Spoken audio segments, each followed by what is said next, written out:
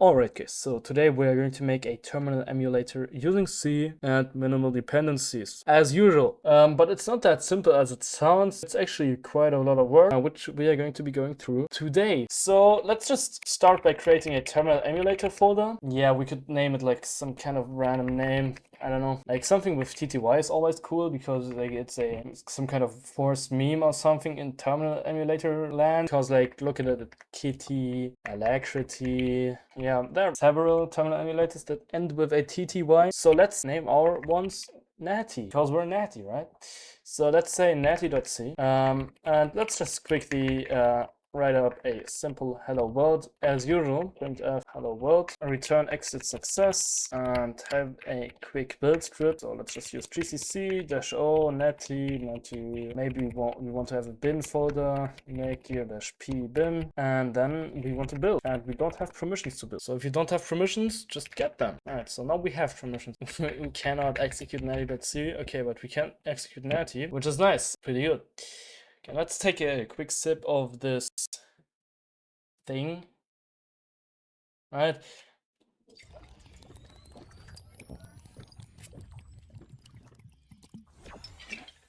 Oh my god, man. It's just tea, man. Okay?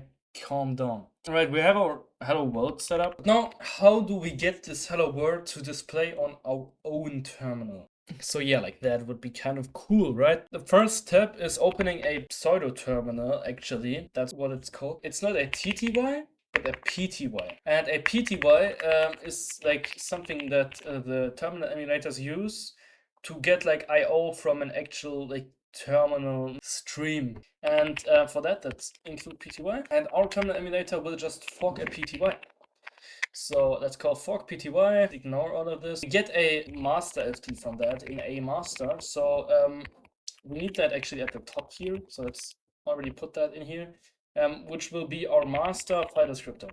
The master file descriptor is the file descriptor that we get to like the stream of the PTY, in which we can then call like system calls like select, and then listen to reads and writes and stuff like that, and then basically communicate data from the actual PTY object to our screen, for example, in like by having some kind of buffer that we draw, and like we source stuff from the PTY object, which is from the master FD, to that buffer to then show them on the screen. That's basically what a terminal emulator does. Okay, so null, null, and null for all of those arguments. We don't need them. And fork PTY, what it does, it returns a child PID.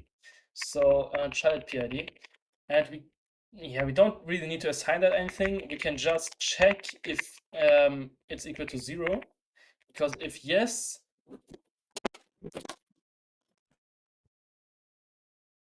yeah, my whole PC just broke down. It's like laying on the floor right now. Okay, I hope you can hear me. What the fuck, bro? Okay, right, so whatever. Back to our fork PTY. If it's equal to 0, it means everything kind of went correctly. What we want to do is call our shell with execlp. Execlp is defined, I guess, in UniSCD. Yeah, nice. First try. So we want to call user bin bash, user bin bash, not bin, user bin bash. And for the arguments, it's just bash and null. And then it's like interesting because execlp returns and drops down to this line if it fails and goes here if it doesn't fail. Okay, so it's really weird. I don't know why. I just looked at the source code of ST and it has this behavior. I don't know why, but it has this. And then, like, if it drops here, we just want to p error execlp because something didn't work, and then exit with 1. And it's when it's here, like everything went well, right? And then we can start our loop, right? So we have a running equal to true, and then while running, okay, we don't have bools, so std bool. And then while we run, we want to have a FD set. So FD set, it's basically a set of multiple file descriptors. It's like a structure in the POSIX API that basically contains multiple file descriptors. So let's call it PTY set, because, or like FD set, because we're going to want multiple file descriptors. We want one window descriptor and one PTY descriptor in the future, but now we just want a like PTY descriptor. So zero out the FD set first. So like this, and then set in the FD set, we want to set master FD to have it like added to the FD set. So like this, and then yeah, that's basically it. And then we can like select, we call select already. And NFDs is like not an NFT actually. It's yeah, it's like the master FD plus one. Because NFD, what it expects you to have is like the file descriptor in the set with the largest file number, like actually the largest integer value, plus one. So we only have one file descriptor, so master FD is the largest, and then plus one is just, yeah, the thing that they want. And read FDs is like the FD set that we want to specify to like basically listen for reads. We want to listen for reads on the FD set, and null and null and null on all of the other ones, because we don't want a write set or a timeout or anything like that. Just want to read from the PTY.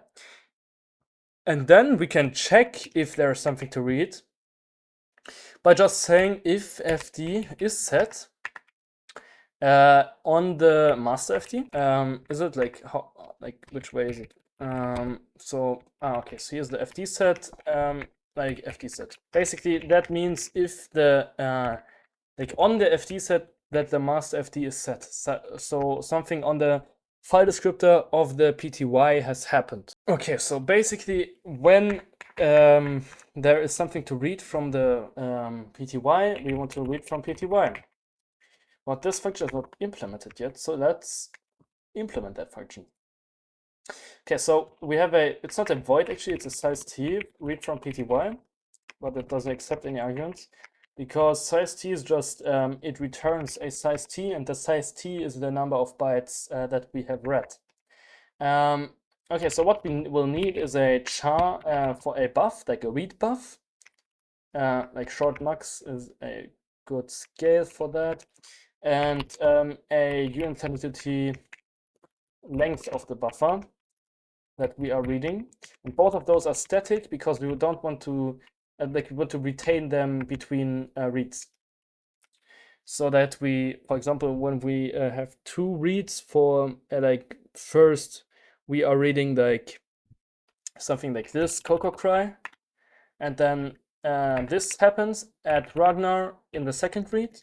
Then we want to already have this stored in the buffer and know, okay, we are at buff length, so we want to read from here and basically read the next bytes, right? So we don't have to do the first read again and correctly retain the read stuff, right? Okay, then what we want to do is basically read. We want to read from the master FD and into the buffer, and it's actually buff plus bufflen, because as I just explained, size of buff minus bufflen as the n bytes that we want to read, because it's like the size of the buffer in bytes minus that what we already read. That's basically the space we have left in the buffer. So then what we should do is like first advance the length by the number of bytes, so n bytes, and then yeah, then we can already iterate over the shit we read. All right, and to do that, we are iterating over it in a correct UTF-8 safe manner. That's why we need a function called UTF-8 decode.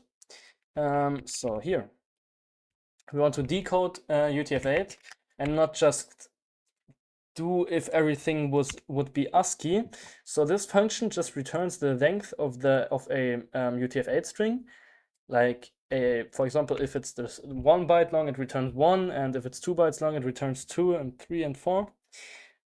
And it correctly returns the length and gives us the code point out. What we will need is an iteration loop. So we have something like an iterator. So while the iterator is less than the length, we will decode, right? So we UTF-8 decode the UTF-8 string by UTF-8 string and into a code point that we need to specify. So code point, and here we need to give the reference. And then we can just say iter plus equals length to correctly index the UTF-8 characters and not just say plus plus, because then it would be like treating it like ASCII. And then we can also check, not iter plus iter, what the fuck, iter plus length.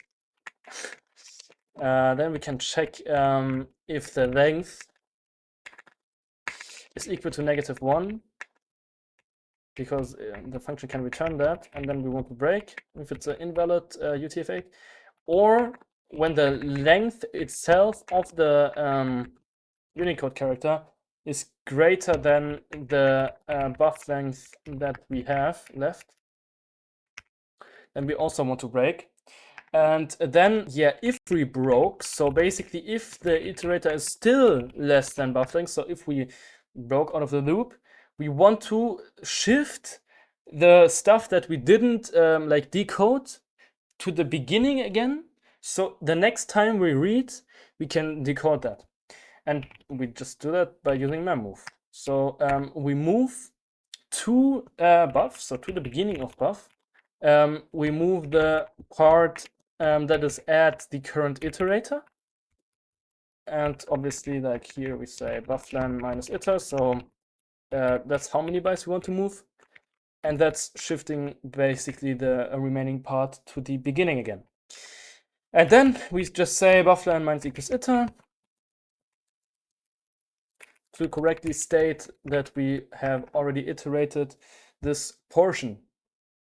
And then we return the n bytes, right? But that's what the function returns. And that's our read from PTY.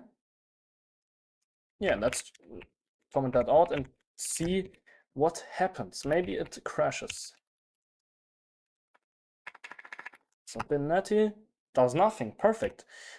What we can check is just saying printf %i code point. Yep. So we can print the code point just as a value. Okay, we get shit. So we have some kind of input that we have read. Let's put that into a ASCII deconverter or something like that. So ASCII, like numbers to ASCII,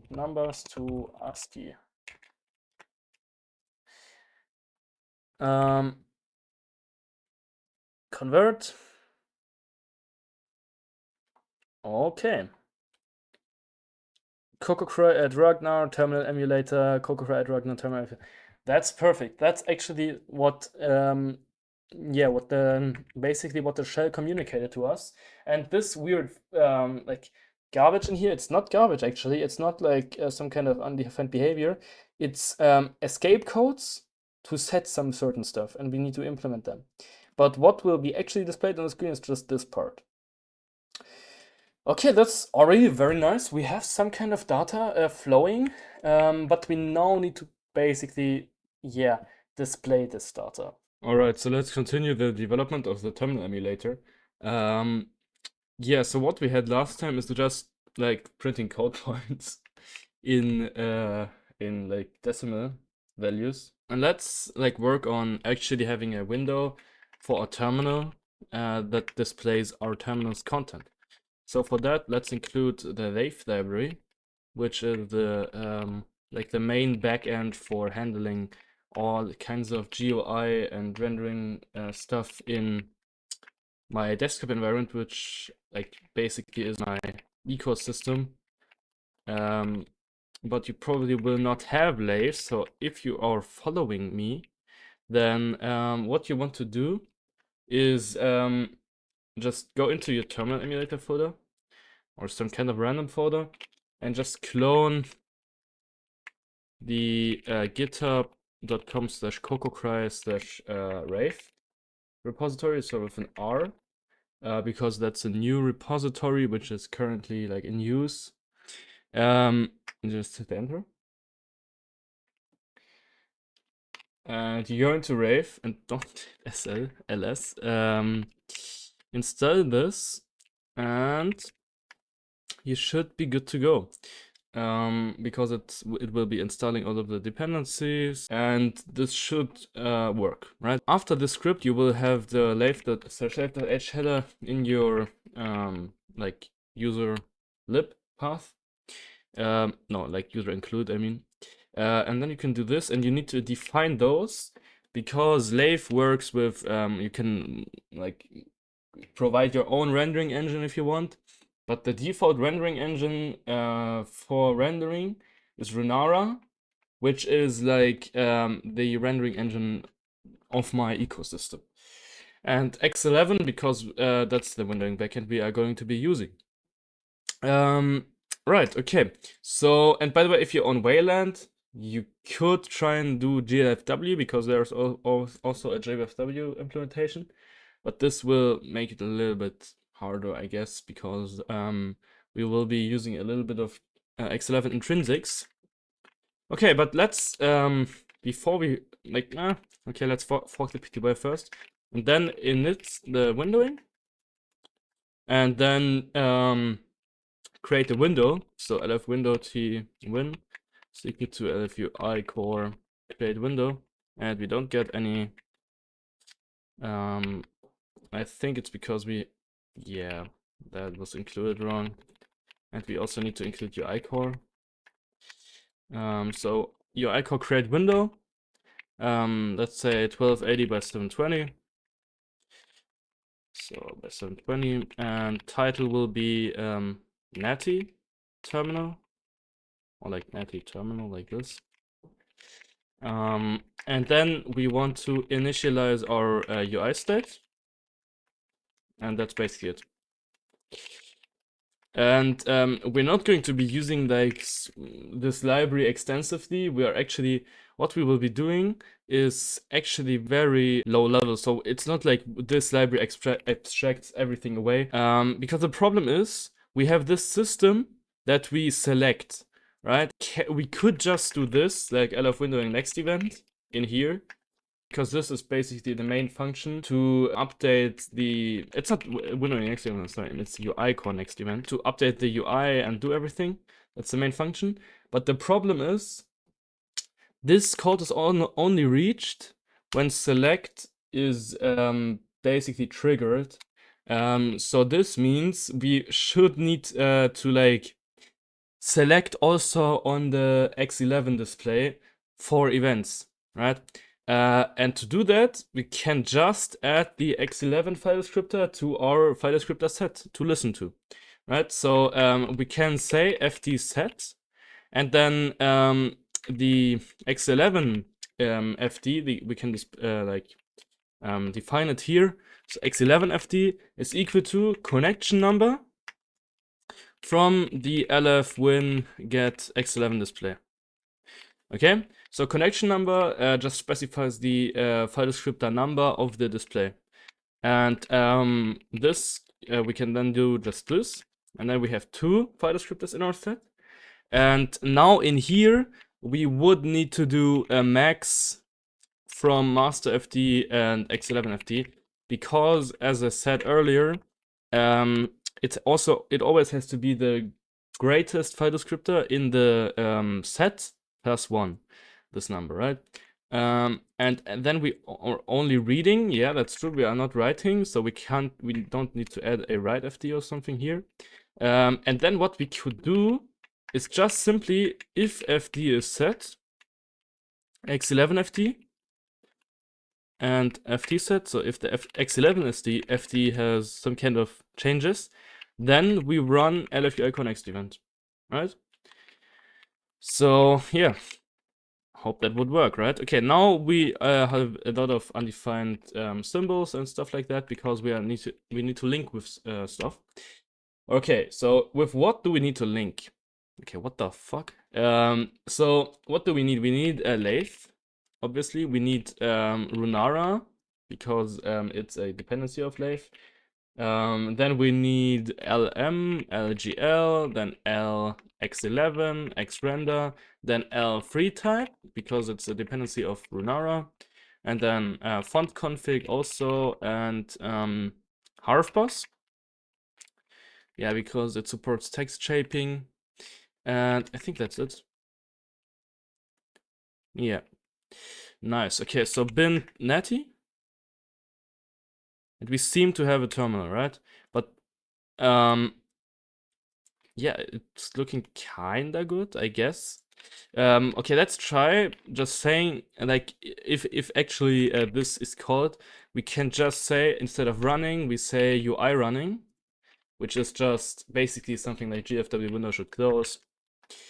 So this should then make the like the hotkey for, yeah, perfect.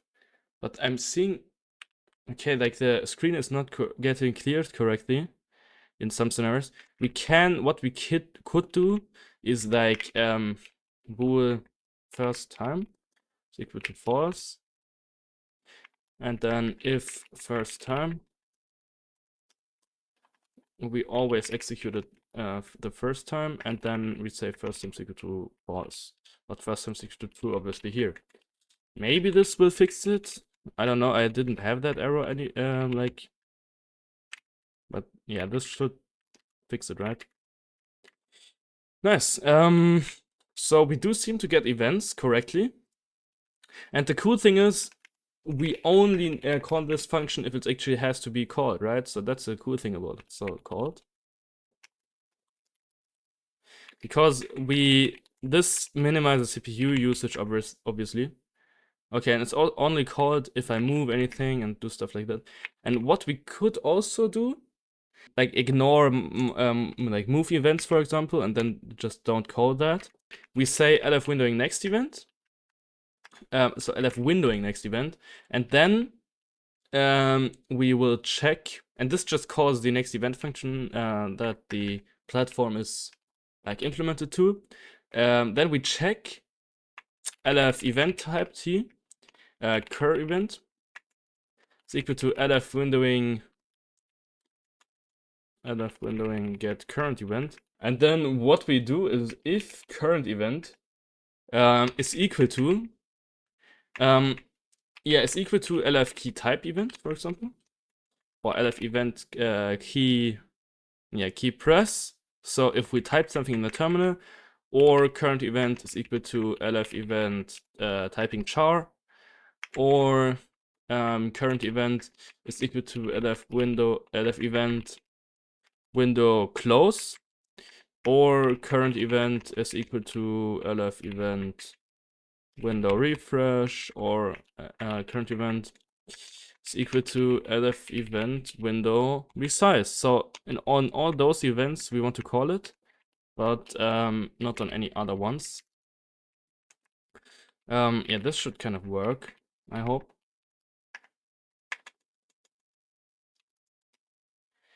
Okay, so now, yeah, only with typing keys it's called. That's super nice, right? So now we have a really solid foundation.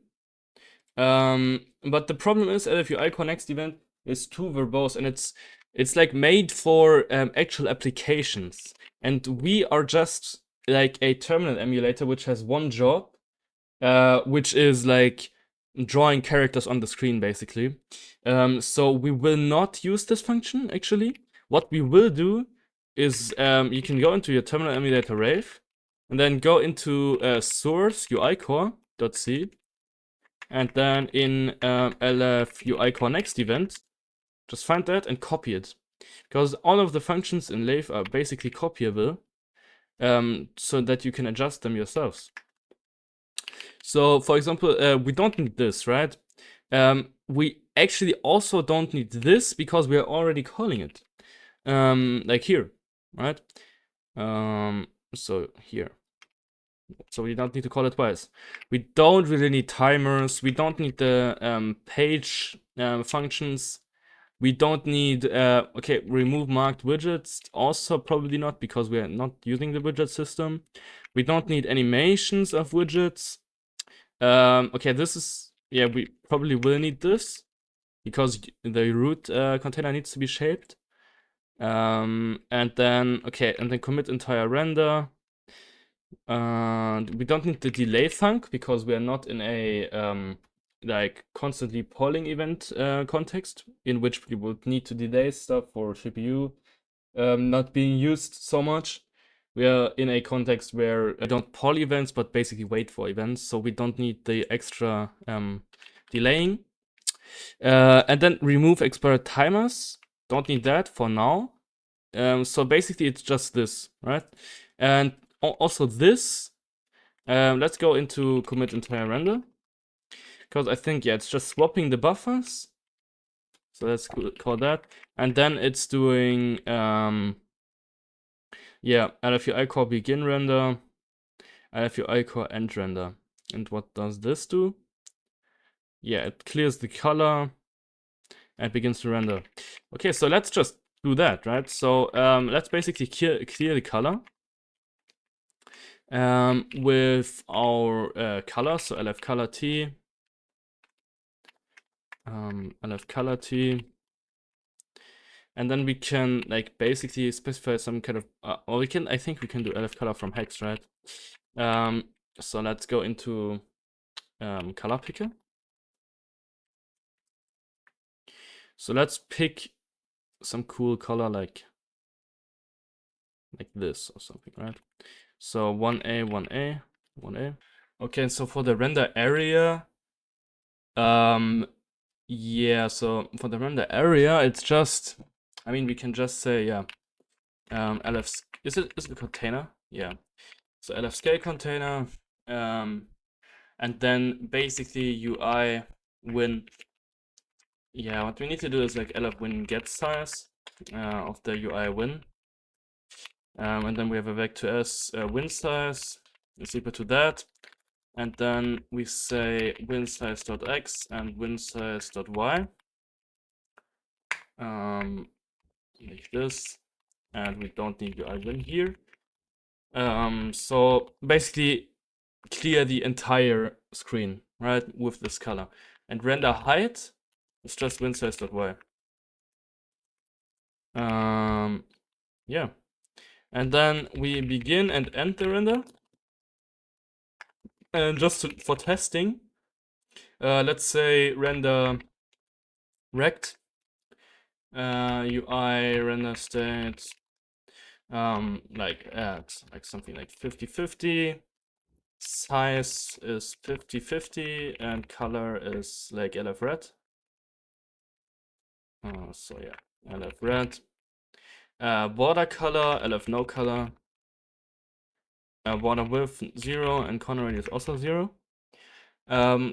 Yeah, so this should in theory work. So we have 2 errors. Yeah, it's including this shit at the top. Yeah, what we could do is just define that at the top, right? So we outplayed the compiler. LFUI next event, okay, so we need to say like term next event or something. And then also call term next event here. Yeah. Okay, so build natty or like bin natty. And we don't see anything. Great.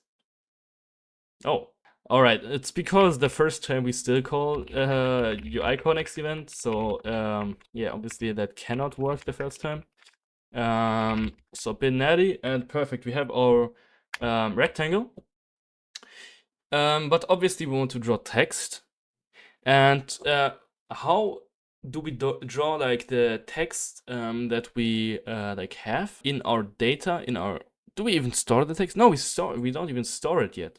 So let's create a some kind of way to like store our data of our cells, basically, because terminals are always in cells, because like as you can see, all rows are the same size, and all columns are also the same size because the fonts are monospace most of the time.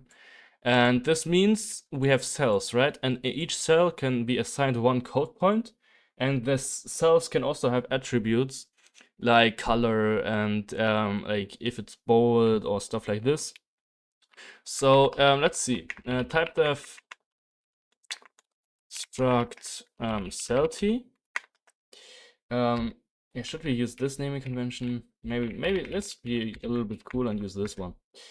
So cell has a code point for now, just a code point, right? And what we will do is like we need a function. Like what we will need to have is like a cursor where we are currently at in the terminal's content, because like if we read from the PTY, right? So we read from the PTY. What we want to do is handle the code point, and handling the code point will just insert at the current position of our cursor the code point, right, in our grid. So what that basically means is cursor is 0, 0, we will insert here 1, 0 here, and so on. And then eventually, when we are at the end of the line, we need some kind of thing that checks if we end at the end of the line and goes to the new line and wraps, right? And for that, we obviously need a cursor. So let's implement the cursor, right?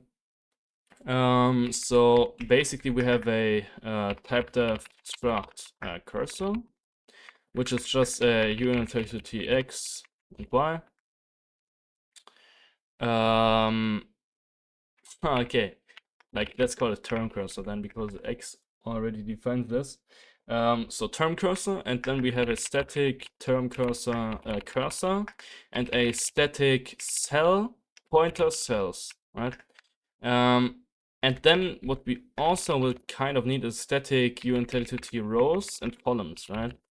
So let's say rows is 80 for now, and columns is like 20. Yeah, okay, perfect. So let's do that, and then in the like somewhere at the beginning, let's just say cells is equal to malloc size of cell times rows times columns, right?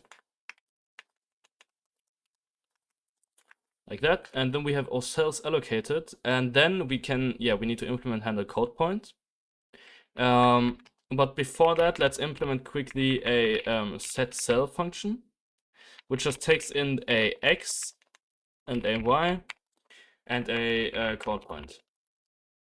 And it's just a utility function that does like cells at x times s.cos, it's cos, sorry, plus y dot code point is equal to code point. It's just mapping a 2D index into a 1D index, pretty easy. And then we need the function handle code point. It takes in the code point, obviously, so code point.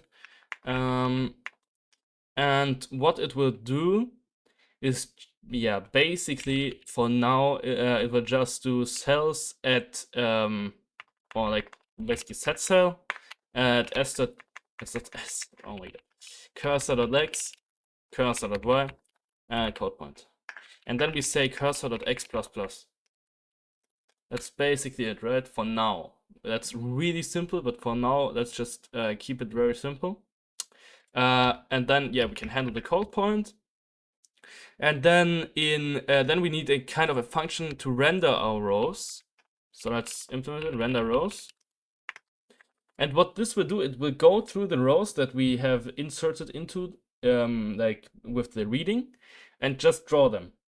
So render rows, let's don't take any arguments, and say basically for utility I is equal to 0, I is less than rows, I plus plus. Yeah, by the way, I messed up the rows and column thing, because columns is this, like the horizontal, and rows is the vertical one, so it makes sense to do it like this. So 80 times 20, not 20 by 80. Yeah, so let's go through the rows and just draw them, right? And for that, yeah, we can basically just call UI. Oh, we don't have the UI globally. So let's define that globally. So static lf_ui state tui. Yeah, so UI render text, UI render state. Then the text will be the text will be, we need to quickly, it's a little bit dirty, but I will just for each row malloc the string. So let's say char pointer row is equal to malloc. What we will do is basically we need columns times size of uint32t plus 1. So why columns? Because that's how large one row is. Then times size of uint32t because we are using Unicode. We want to support that. And plus 1 because of the backslash 0 at the end. And for really supporting Unicode, like if we wouldn't support it, we could just copy each code point into the row and then display it. But this will not work for Unicode characters. So yeah, that's it. I need a function for that, UTF-8 encode function, obviously, because we want to convert a code point into a UTF-8 string. That's a function. Yeah, I can paste those functions in the description maybe. Yeah. So yeah, so we need that function. And then before rendering the text, we will need to have a, basically some kind of loop that populates the row. So let's say for uint32tj, because we already have I, is equal to 0, j is less than, less than the columns in our row, and then j++. We will, what we kind of will need to do is, let's call UTF-8 encode. With like as the code point, we will use cells at I times columns plus j, right? Because I is our y basically, and j is our x. So that's how we convert into like 1D index from 2D and so on. And then the code point of that cell. And out will be, we'll kind of need a pointer, so row pointer, so equal to row, and then basically out will be row pointer, right? Because we are writing to the row, and then we will advance the row by the length of the encoded string. Correctly, populate the UTF-8 string. That's how you do it. And then we will obviously we'll have to say this. So value of row pointer is equal to 0 because then we are at the end, and then we can insert the backslash 0. And now we can actually render the text, right? So we render the text row as the text. Font will be the we don't really have a font. Let's basically define a font here. So lf mapped font is it. So we will need to have a mapped font, which we are getting from the asset manager. Yeah, so getting a font from the asset manager and Lave is pretty simple. You just call lf asset manager request font. It takes in the UI and then a family name that you want. Okay, let's say JetBrains wanna nerd font. Style, lf font style regular for now. And the pixel size, let's say 20. And then we can just assign font to it, right? Okay, it's still fucking messing with us, okay. Alright, so, and then we can specify font.font here actually, because it takes in a lf font, which is a raw Runara font and not a mapped font, right? And then the position, the position will just be, x will always be 1 because we just render a row at the start of the terminal. And then y, we will need to have a y, right? So y is equal to 0 at the beginning. And then we will say y plus equals font. Okay, what? Font line height to advance correctly. And then just say y in here and say we want it white, the text. Right? Pretty easy, right? So that's how we are rendering our terminal. And then instead of rendering a rectangle, we just say render render rows, right? So render rows, and maybe, just maybe, it will work. Let's see, did we do anything wrong? It doesn't seem like it, right? Did all of this. Okay, we malloc this with the correct size. We are setting the cell. Are we also calling handle code point? Yes, we do. Yeah. Okay, maybe it will work, right? So let's see. And we get a segfault. Perfect. Alright, so I fixed the issue of basically segfaulting. Now we have this. And how did I fix the issue? I initialized font before the UI was even initialized. So if we can reproduce that, then we get a segfault because we don't have a UI. And then also what I found was in set cell I set x times and plus y, which is wrong. So yeah, that's basically how that worked. And now let's see. Alright, so now it works, right? Pretty nice, and it works all of the time. And what is this? Why is it looking so fucking weird? It's because we are displaying the CSI escape sequences and not hiding them. Because this sequence basically tells our terminal, like the terminal emulator, that we want this string as a as the title of the window. And we want to hide that for now, right? So to hide that, we need a real handle char function, and also we kind of need a state machine for our CSI handling. And I'm talking about CSI, like what even is this? Let's Google up ANSI escape codes, CSI. And somewhere in here, yeah, look, we have all of the CSI escape codes. And this basically, we have this CSI escape code, which is, I don't know the, like I don't know by heart which one this is, like something like 033 or something. And then n, which is the number, like the argument, and then the command. It's always like an argument and then the command. And the command will do something in the terminal. And yeah, we need to implement all of those.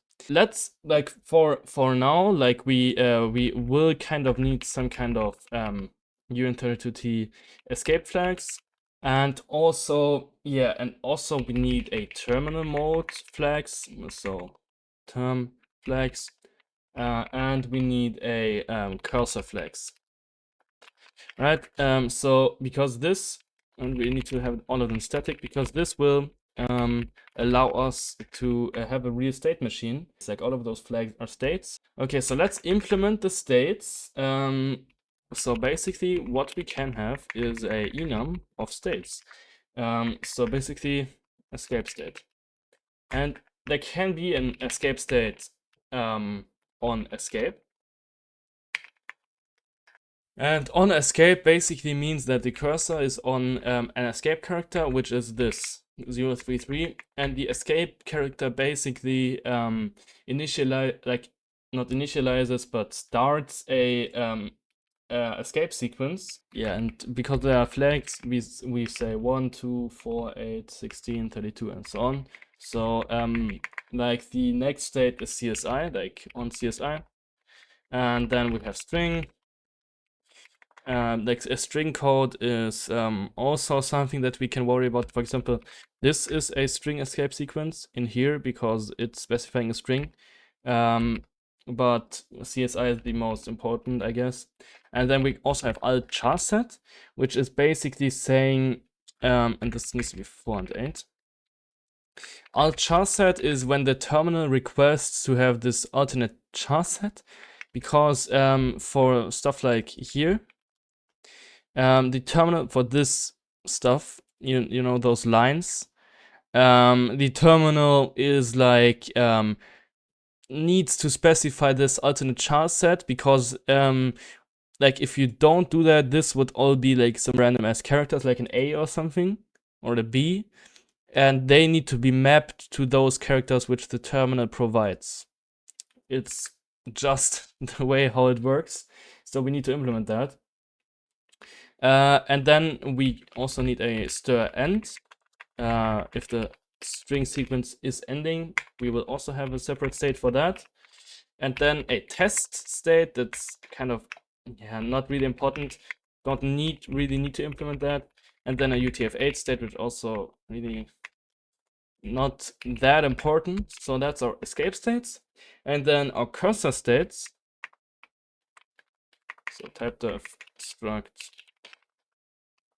cursor state. We will have like cur state normal, like just a normal cursor state. Yeah, and like the cursor flags is basically just a cursor state. So we can basically say 0, 1, 2, because it will only have one state. So normal on wrap, if we are encountering, like just encountering a wrapping of the line, we will need a separate cursor state for that. Yeah, and then we will need a cursor state origin. I already did that. Origin basically says to the terminal emulator that the program wants to move only in the bounds of the visible section of the screen. Yeah, so if we scroll it past some stuff, we want to only basically move in the scrollable area, so not in the stuff that is already scrolled past. So that's this thing, and then we want an enum, and this can be a cursor state also. Terminal modes, I will just copy the enum because it's like 10. Like I basically wrote that down from thing from the ST. Because they also have all of the states implemented. It's like a lot of states we don't really need to implement all of them. But yeah, what we will kind of need to do is at the beginning already say so lf flag set term flags. We want to set term mode UTF-8. And also term mode auto wrap, because we want UTF-8 and auto wrap support at the beginning. Okay, with that out of the way, we can start implementing our handle char function or handle code point. Where is it? Here. Okay, so yeah. Okay, so the first thing that we will need to do is check if our code point is a control character. And for that, let's have a function is control. And it takes in a code point, like let's say C, right? And then we will need to check if the C is greater than 0x0 and C is smaller than or equal to 0x1f, or C is equal to 0x7f.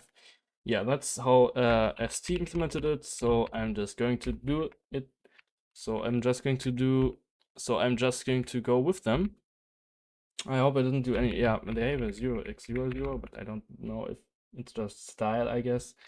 So that's the C0 range, which is like until the delete control character, the del thing, so until this. And then we have basically the other range, which is from 0x80 and till 0x9f, which is the C1 range, right? And then we return true also, and then else we return false, so return true and return false. And then what we will also need is just the is control C1. So is control C1, which is basically just the same thing, just for the C1. Yeah, because there are multiple, like those two sections of control characters, which we are going to handle separately. Because now what we will do is not do that, but check if it's a control character. Is ctrl is equal to is control code point, and then we kind of check. Yeah, we kind of check is control, and then if it's control, we will then check if it's control C1. And if it's control C1, we will just return because we are just ignoring the C1 control characters entirely in the cell array. We are not doing anything with them. But if it's a C0 control character, we want to handle that. So we want some kind of function that handles our control characters. So handle control takes in a control character,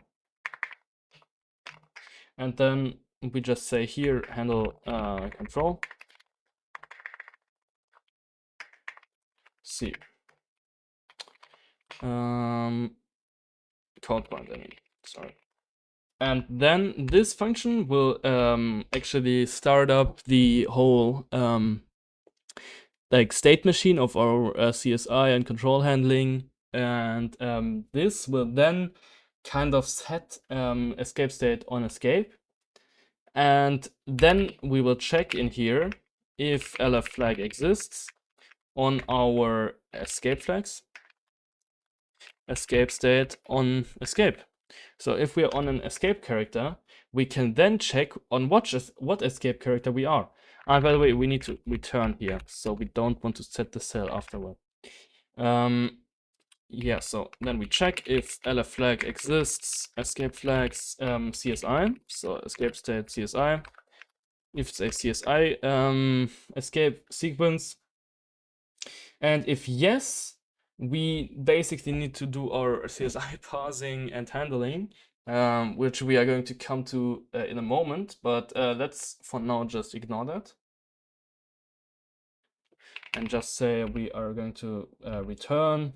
Yeah, I mean, what we could do to really correctly ignore that and yeah, not have any complications is already define our CSI escape sequence, which will have a buff, which will be 128 times 4 long, because that's the maximum.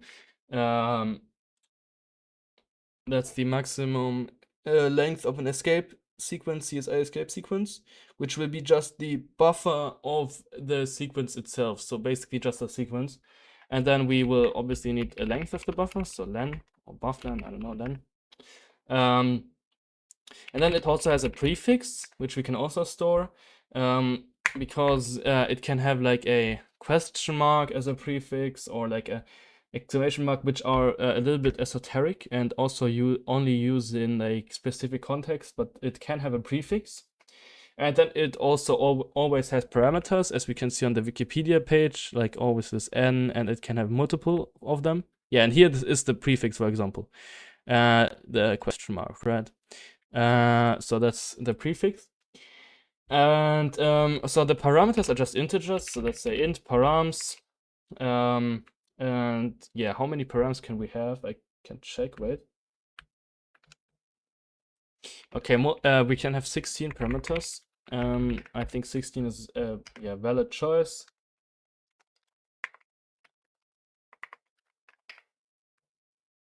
And then obviously we also need an n params or something that specifies how many parameters there are.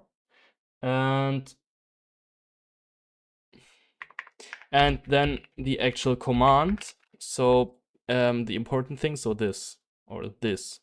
And command, as you might think, can be only one character, but it can also be two characters actually. So in some weird scenarios, it can be two, like the command can be 2 characters long. So let's say 2, just to be safe. And then we already have our CSI escape sequence, and then we can just say static CSI escape sequence, CSI escape sequence, or CSI sequence.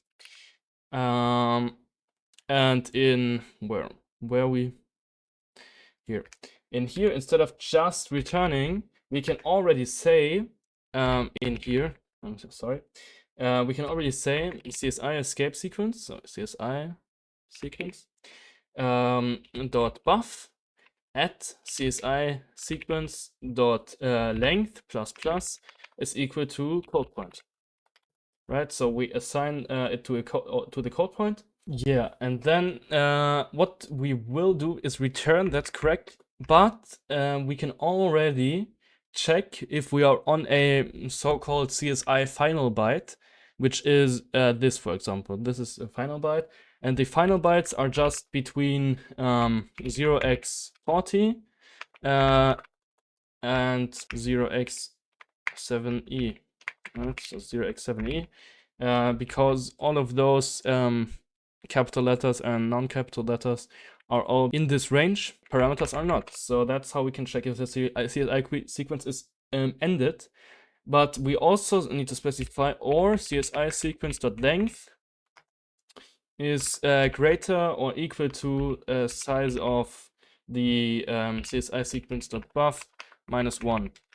So then obviously we also need to end the CSI because we don't have any space left for storing it. And then what we basically say is we set the escape flags to 0, we reset the escape flags, and then we want to handle our CSI. Okay, because resetting the escape flags is just because, well, what did I wrote in here? Code point, sorry. Code point.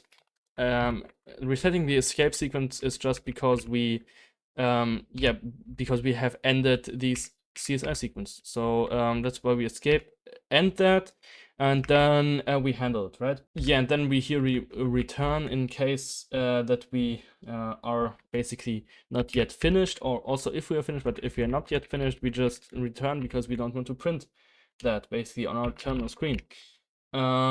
And then we check, we can check if escape flags has escape state, for example, UTF-8, because we need to also do that, and then we can like handle UTF-8, and then elif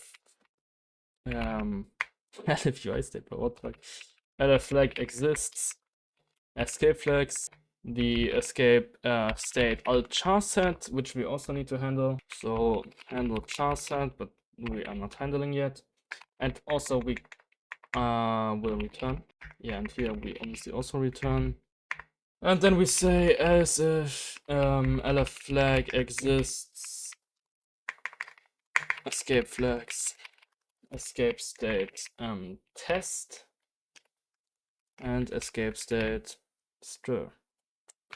And we need to implement both of those. And then else, so if we just have a normal escape sequence, like something like a tab character, we just handle the escape sequence, and basically handle escape sequence, I'm sorry, it doesn't like do the thing that control codes do, like tab. What it does is it checks what's after the escape code, like what character, and then correctly sets the state machine, because for example here, it's CSI, and CSI is this, right? So a CSI is always started with this character, and then if we encounter this character, we will say we are on CSI. Right, so let's already implement that, because that would be pretty cool. So handle escape sequence. It's pretty easy, it just takes in the C, switches on C, and then says if we have this, which is, as I said, the thing for the CSI, we just say elif flag set in our escape flags. We don't have state. The escape state CSI. Yeah, handle escape sequence like that.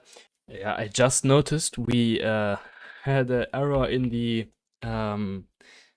handling of the if statements because of all of the parentheses, because what we have is we check if we are in an escape state, and then we basically have the else if here, but we want it inside. So we want basically this, we want to check if it's a CSI, UTF-8, char set, what the escape state is, and the else is then basically says if we are not yet on an escape state, we want to set an escape state.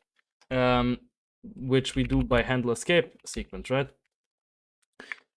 So the code point, and then in here we basically reset the flags if we didn't return early, right? Because it can be that this handle escape sequence just handles an escape sequence that is basically not a multi-part sequence like in a CSI escape sequence that has to basically go on further and further until the sequence is ended, because there are also sequences that are just one character and the sequence is ended. And that's why we need to return a bool here, because if the sequence is just one part sequence, we don't need to return and just say escape flag is equal to 0. But if it's multi-part, we need to return, because then the escape flags are not done yet. So that's why we do that. Yeah, so basically, let's keep going. I hope you understood that. We check if the CSI escape sequence is there, and if yes, it's a multi-part sequence, so we return true, because CSI escape sequences have those parameters and all that, so we need that. Then the hashtag is the next one, and it's a test sequence, right? So and it's also a multi-part sequence. So let's copy that. We say test, and then the next case is a percent sign. Percent sign is the UTF-8 escape sequence, which we will not really handle. So for now, at least, I think we will not do that. Then we have all different kinds of escape sequence starters that can mean that we will have a string escape sequence. The most common one is just this, as like the other way facing square bracket. So then we have a string escape sequence. Like I think in this one, yeah, look, it's a other way facing bracket, and it basically means, okay, now there is a string escape sequence.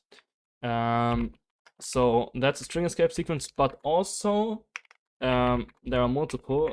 P can also introduce one, underscore also, this character also, where is it? On my keyboard, oh my god. Yeah, this character can also introduce it.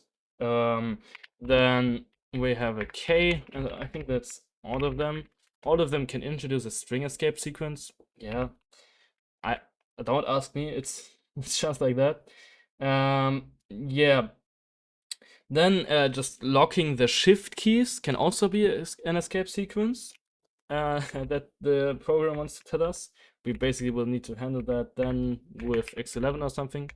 So N and O basically is locking shift, and then we break and return false at the end. So it's basically a one-liner escape sequence that is only basically one character, and then it's ended. So that's why we return false here. That. Then the escape sequences that can introduce alternate char set is parentheses, star and plus, I think. Plus. And then, yeah, then we just say other flag set on the escape flags, escape state alt char set. And we return true because it's a symphonic CSI sequence, so that has multiple parameters or yeah, characters in general. Yeah, then we have D, which let's just say move one down. We will need to implement that with the cursor, right? So that's that. And then an E will be a new line. Yeah, there are like so many ways to make the same thing in different ways. For example, a new line. You can do the escape character and then an E, and it will trigger a new line. Like, what the fuck? Why can't you just print a \n? Yeah, then we have case H, which is setting a tab stop. Then we have case M. Yeah, and basically we need to break in here. that is also just a one-liner or a one character. So also break on the new line, and on M it's basically move one up. Break in here as well. And then we have Z, which is also a scuffed one, which is going to identify the terminal. Yeah, this will reset the terminal state to the beginning. And then this will, yeah, like I'm implementing all of them just for like actually having something that's actually complete, and like, because if you don't really write all of this down, you will miss something, and there will be behavior that will be just random behavior and undefined behavior. So that's why I'm writing that down. It may seem like unimportant, but even if we are not implementing all of those, you can go on and implement them yourselves, right? So this will trigger a normal keypad. Then we have 7 and 8, which will store the cursor. Yeah. So like that, and like this. And then I think it's the last one. Yeah, we have this, which is a string terminator, which we are not going to handle, basically. And then default we break. That was really, really long, right? Now we can come to actually handling our character if everything went well. So basically, if yeah, basically if the yeah, we return here, by the way, because we don't want to handle the escape sequence even if it's ended. Yeah, so like that. Wait, yeah. What we will need to check if the cursor state equals to cursor state on wrap. If the cursor state is equal to on wrap, we want a new line. We will implement new line like really, really soon. Yeah, and then what we will basically check is if the cursor x plus 1, like plus our cell, is greater than the columns, we will check. Yeah, we will check if the flag exists to auto wrap. So term mode or term flags. Yeah, term flags. Term mode auto wrap. So if we even want to auto wrap, we want to have a new line, and then else we just move back to oh, we also don't have that. Oh my god. We move to the columns -1, just so that we stay in bounds. And also cursor.y stands the same. What we will basically do is set the cell, right? If we have a normal character, we will just set the cell. So cursor.x and cursor.y. Code point will just be the code point. Then we can do basically if the cursor.x plus 1 is less than columns, we will move to our cursor.x plus 1 and cursor.y, basically advance. And then else we can just say cursor state is equal to, and I'm thinking we could also have cursor state as a, yeah, as a basically a like that 1, 2, 4, as a flags system. So we can say basically this, and then here we can say this. So cursor state is cursor state on wrap, and that's kind of it. We kind of need to implement a move to, right? So move to, so X and Y. We kind of need a clamp because, yeah, you will see. So, yeah, you can write your clamp down. I just copied it from my project. So move to, where is it? Move to. Is it, yeah, here, okay. We basically say cursor.x is equal to clamp x between 0 and cos -1, so that we can't be out of bounds. And cursor.y is clamp y and rows -1. And also, if we moved to somewhere, we need to unset the on wrap flag, because we obviously need to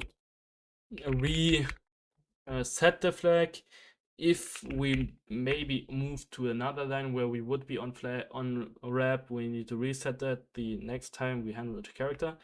But just to be sure, we don't want wrapping, like if we moved maybe to somewhere like here or something, from here to here, we obviously don't want to wrap anymore. And yeah, that's basically it for moving. So let's say move to,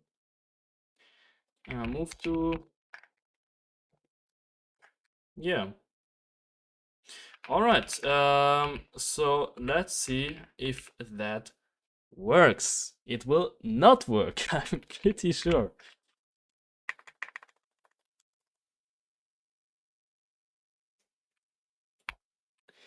Okay, interesting. We just get the same thing as before. That's really interesting. Why? Why is that? Oh, is Control C1 doesn't return anything in here. And that's a little bit weird. Yeah, okay. I know why. We just didn't implement handle control, which means we will never be on escape, because handle control is what sets on escape in the first place. So let's switch on the control character quickly and implement the tracer. It's called C, so switch on C. And yeah, obviously the simple ones like \F, yeah, there are variations of it. You will see what I mean. So \F, \V, and then the real one, \N. Alright, so then we want a new line, right? But we don't have a new line yet. And basically want to break. Like that.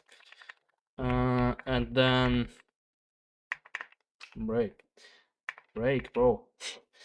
And then we have a \T for top. So \T for top, and then we have so let's say handle top and break, and then case \B will be a move to. Oh, we have move to. That's so cool. We already unlocked that. Move to. Let's put that at the top because it's pretty important. So like here. So we move to cursor.x -1 and cursor.y. In this case, we want to return. You will see why in a minute. Then we have a \R, which yeah, is some kind of a weird control code that does this, moving to the beginning of the line. And yeah, then we have 0x7f, which is the delete. So that. And it will just delete one cell. So delete cells 1. Right? But we don't have that, so we can't do anything. And this actually breaks, okay? And then we have 0x88. Yeah, 88. And we just say we want to insert a top stop. And we break. And now one line. And then there will be our really important one, which will be the 033, which is the escape code. So here we will have a new line for some reason. Then we will have our actual important escape code 033. And 033 will memset first the CSI sequence to 0. To basically start a new sequence like that, and it will set the escape flag. And simultaneously it will unset all of the other possible escape flags, escape states, I mean.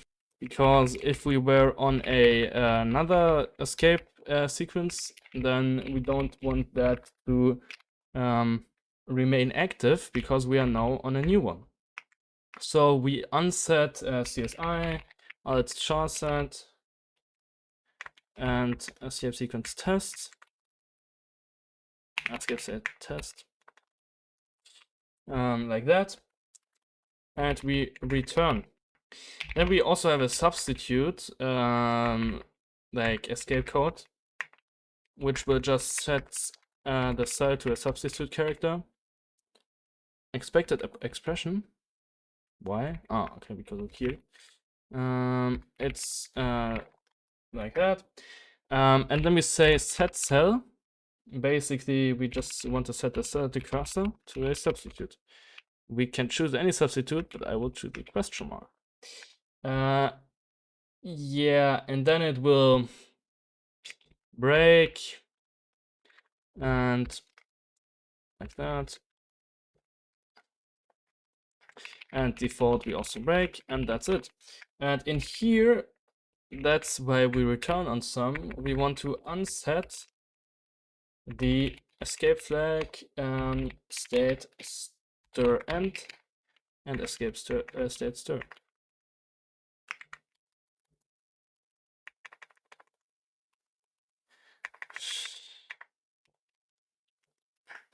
Because encountering a new control character will basically say to our state machine that we are now not on a string escape sequence anymore.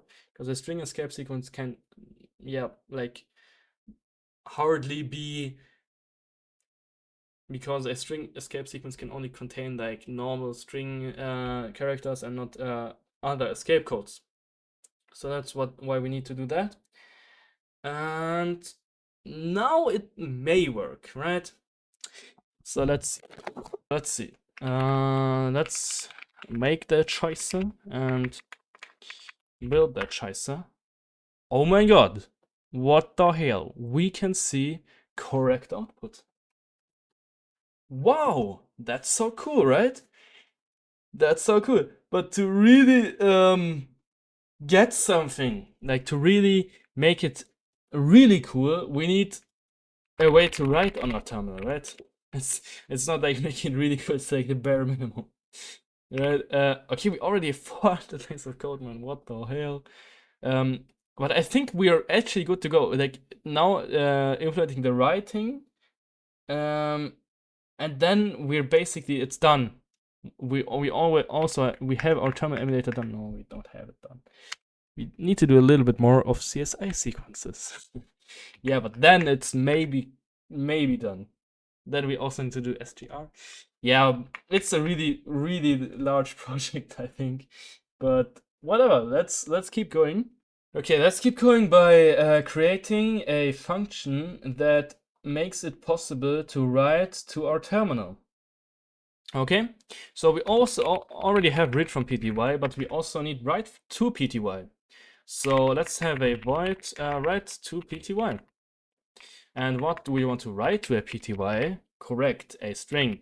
So punch child pointer buffer and a size t length of the buffer.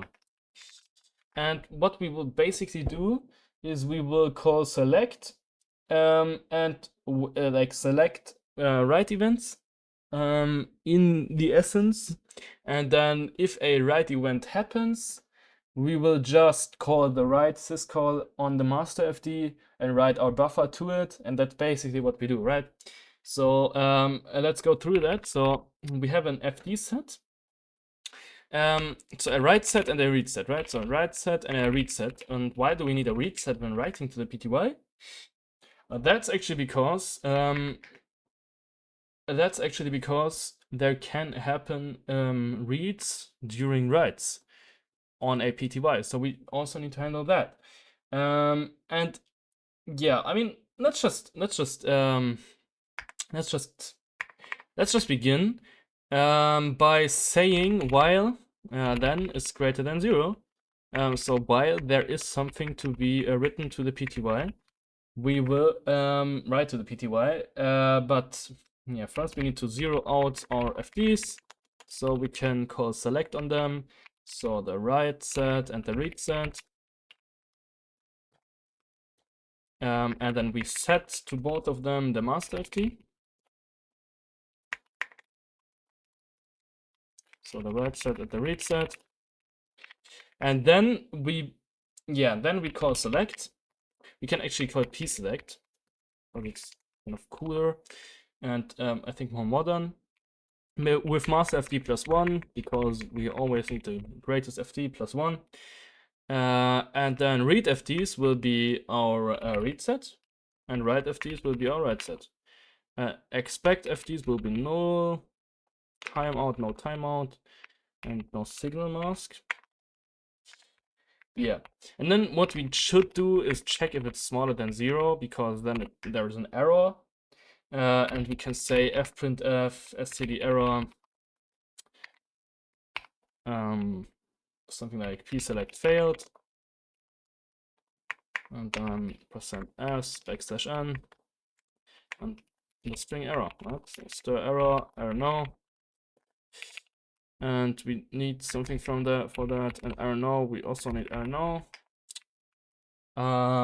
Yeah, and then what we also can do is we check if error no is equal to error interrupt, and in this case we just continue because it's not fatal, because that's how ST also does it.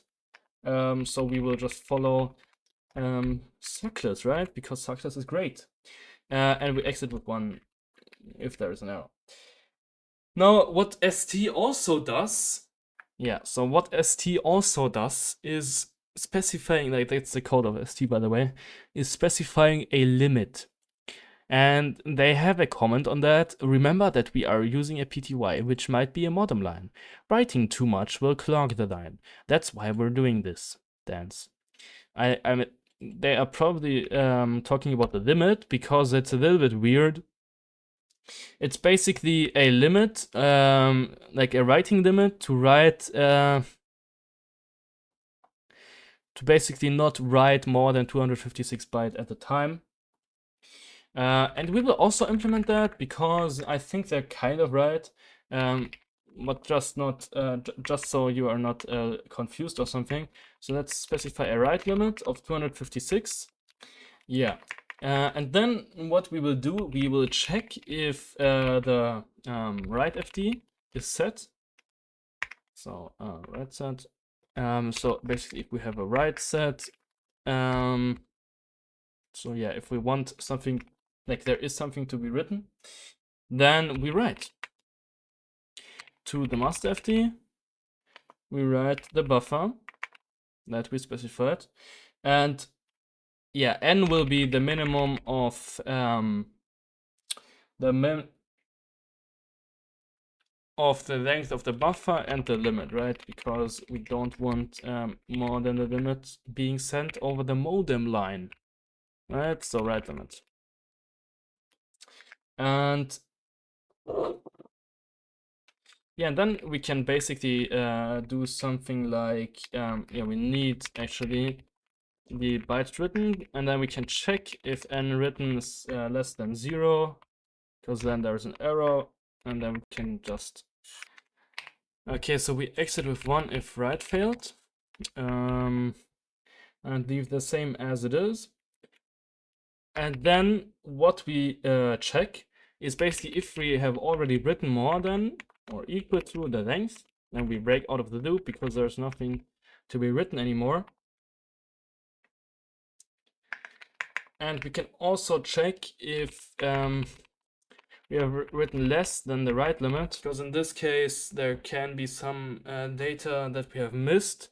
So we drain the PTY by reading from it and setting the limit to the red bytes. So read from PTY. Let's statically define that up here. And then we obviously say len minus equals n written to correctly advance the loop and also advance the buffer plus the things that we have already written. Yeah, and then what we can also check if this PTY wants to read. So FD is set, master FD read set. So if the reader is set, we want basically this to write and set the write limit to the write bytes. And then return. Yeah, and that's basically our writing function. That's how we write. Yeah, pretty straightforward, I think. And unfortunately, that's not really it for the standard implementation, because the terminal mode can be set to CR and LF, which basically means that we have a character return and line feed after each line, in which case we need to also handle that. So let's wrap our writing to the PTY to a function to write to the terminal, so just term write. And it takes in a buff and then, like the other function, and also size t then, and also a bool may echo, which basically means that we want to echo out to the that we want to echo read the written bytes, right? So that there is like the term mode echo, which does that, and we just check if flag exists on the term flags, the term mode echo, right? And then may echo, if it may echo, right? Like this. And in this case, we want to handle the buffer and basically call handle code point on each byte or each like character we echoed in order to really echo them, because when we handle the code point, we echo them into the cells. So in this case, let's make a function called like something like term handle char string, right? And it takes in a buffer and a buffer length, like length, and it returns. I think it, yeah, I think it returns like the written bytes basically, or the processed by the number of processed cells. I think, yeah, it returns the number of processed bytes basically. So that's why a U32T. Yeah, and then what we kind of need to do is just a loop that goes through the length. So we need a n to 0 and a yeah, and then what we want to do is obviously a UTF-8 decode if we are in a UTF-8 mode, like we did in the reading and in the normal reading basically. Yeah, in this case we just check if we should do that on the normal reading as well. Yeah, we can do that later. Basically, we check if we are in UTF-8 mode. And if yes, we say UTF-8 decode, UTF-8 decode, the buffer plus the position where we are in into some kind of code point, right? So you invert the code point. And then we get the basically the charlen or something, all of that, and yeah, that's basically it. But I think we need the charlen in here because we need to advance by the charlen. So we need to have that visible. So charlen is basically equal to 1 normally, and then if we have UTF-8, it's equal to that. And if we don't have UTF-8, you just say code point is equal to buffer at n. And then we can do this for safety, right? Code point needs to be this. And then we just handle the char. Or handle the code point, right? Yeah, code point. Yeah. And then we just and then we just advance the index by class size. And then we return n to return how many bytes we have processed. Char size, what is up with char size? It's char len, okay. Nice. Okay, now that's the term handle char stream. So let's just say term handle char stream, bath and len.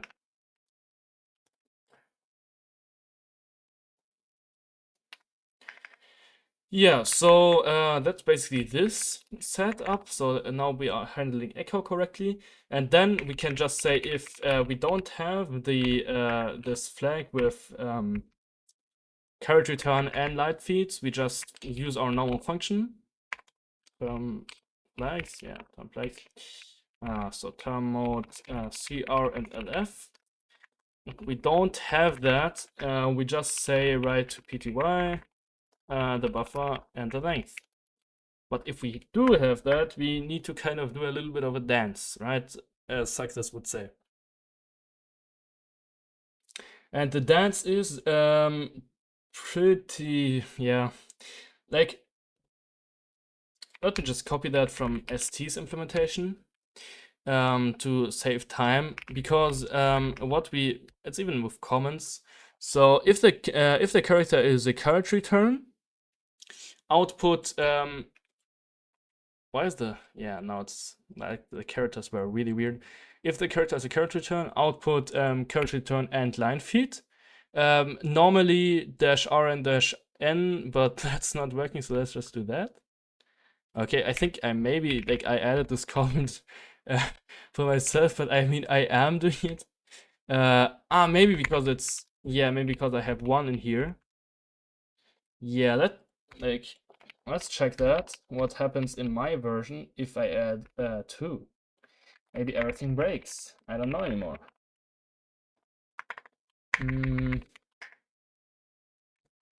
Wait, let me quickly check. Like that.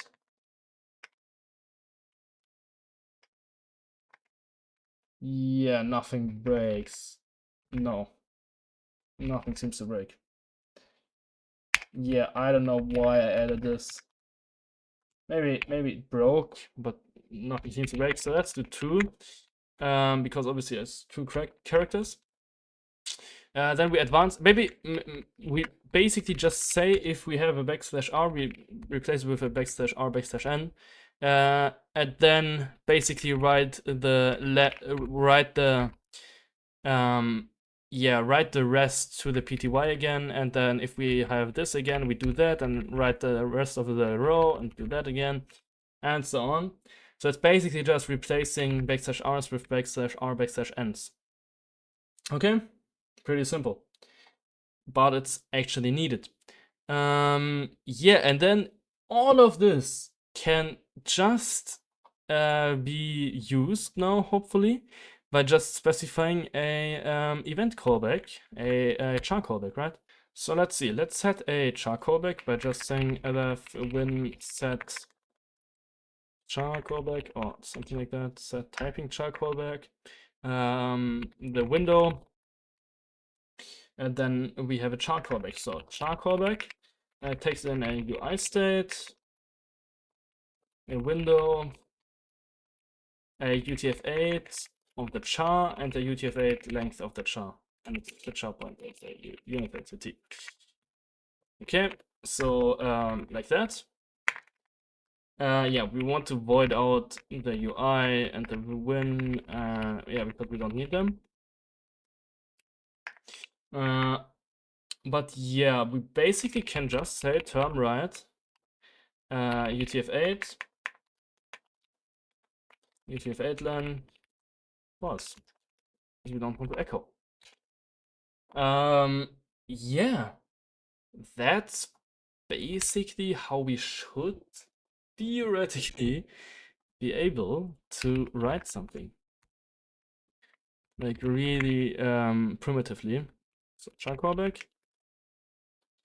And maybe, just maybe, it will work. Let's see.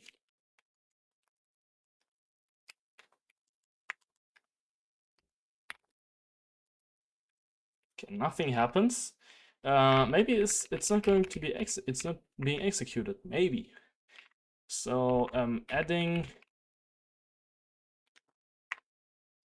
this. This. And I'm gonna say UTF-8 len with a and \n.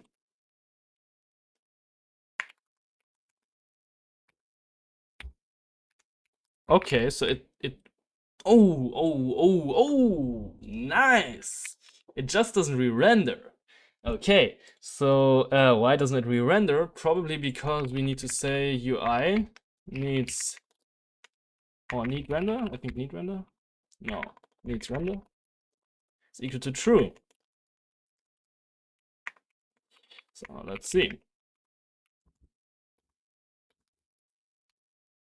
It actually fucking works, but it kind of the first character doesn't really work. So D W W W W. Wait. So it's I think it's yeah, it's always one character behind. Wait, let me see. So A, B, okay, C, D, E. Okay, so it's one character behind. I don't know if it's because of the rendering. I mean, what we can do is just say for un toxicity I is equal to 0, I is less than s dot cell is s dot calls, I mean, I plus plus. And then we just say printf %c \n char s dot cells, or like it's not s, yeah, it's close. So cells at y, which is 0, so 0 times s dot calls, so basically what s dot cells at I, cells at I, dot code point. So basically printing the thing and print \n in here. Basically printing the row. Okay, so it's actually not correctly updating. I think I know why. We would kind of need something like this because we need to also re-render when we read from the PTY. So let's say needs render equal to false. And then we just say needs render is equal to true in here when we read something. And also in here when we have some kind of event. And then we check in here if we need a re-render and then render. And in term next event, what we could do is just ignore this and just do that. And then also in here, we could just do that. And this will work. Oh my god, it actually did. Look at oopsies. Ah, okay, yeah. Because okay, because we don't have a new line implementation. That's so cool, right? That's so cool. So I think the next important function that we would need to implement is actually new line, right? So let's do that. It's a pretty simple function. Yeah, so let's kind of implement that. And the good thing is that I wrote the comment, but because now I can just search for the comment and and just replace it, right? Yeah, like the standard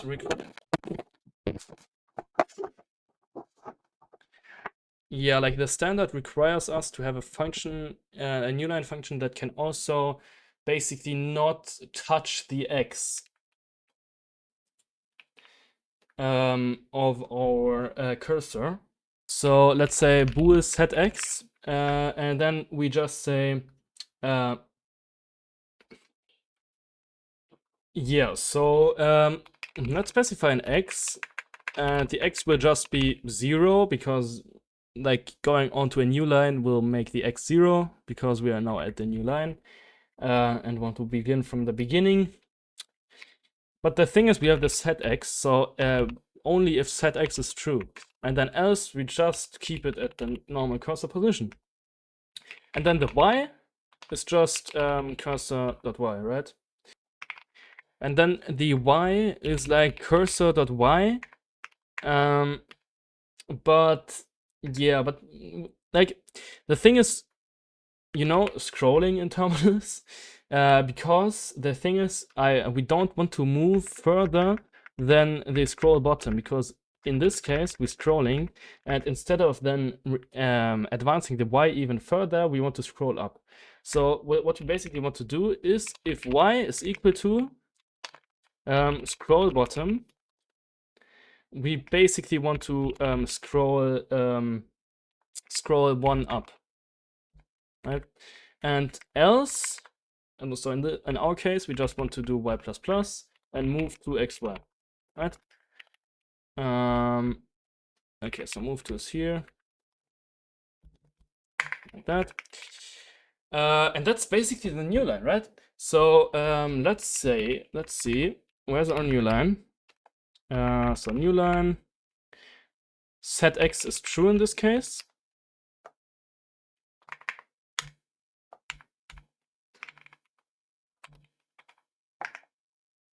Set x is also true in here.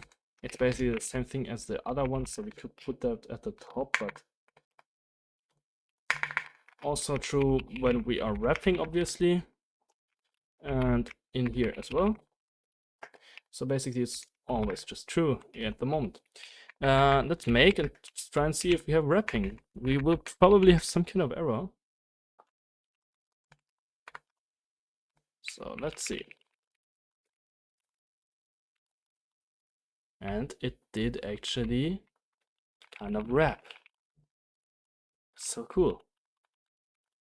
Okay, but as you can see, the position of the text is kind of scuffed out. That's because the text rendering. Wait, what if we press enter? Oh my god, man. ls? We can ls in our terminal. Wait, but yeah, okay, the enter key is a little bit scuffed. Why? Is it maybe because of the handling of the \r\n? It could actually be because of that, because then it is thinking that there are multiple spaces. So let's see, where is our handling of this? Here, let's just say 1.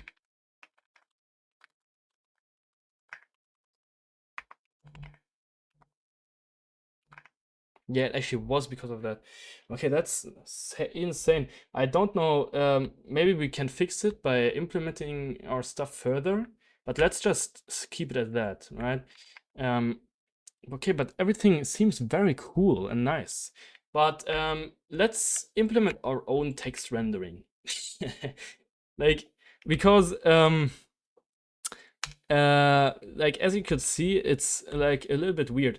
What we can do is, where is render text? Yeah, render text is basically a function from Runara, right? So you can go into your powered by your cloned Rave, so terminal emulator Rave, and you go into vendor Runara runara.c and search up a rn render text function, rn text render function, I mean, or yeah, rn text render, yeah. And this function is rendering the text, and it is also a function that you can just copy and implement yourself. Okay, so let's implement that. Let's put that here and name it something like render text. And we can also say like the line height. We don't really need that. Do we need a function to not render? Yeah, maybe. But yeah, okay, so the highest bearing thing, right? That's why the text was moving a little bit weird. Move.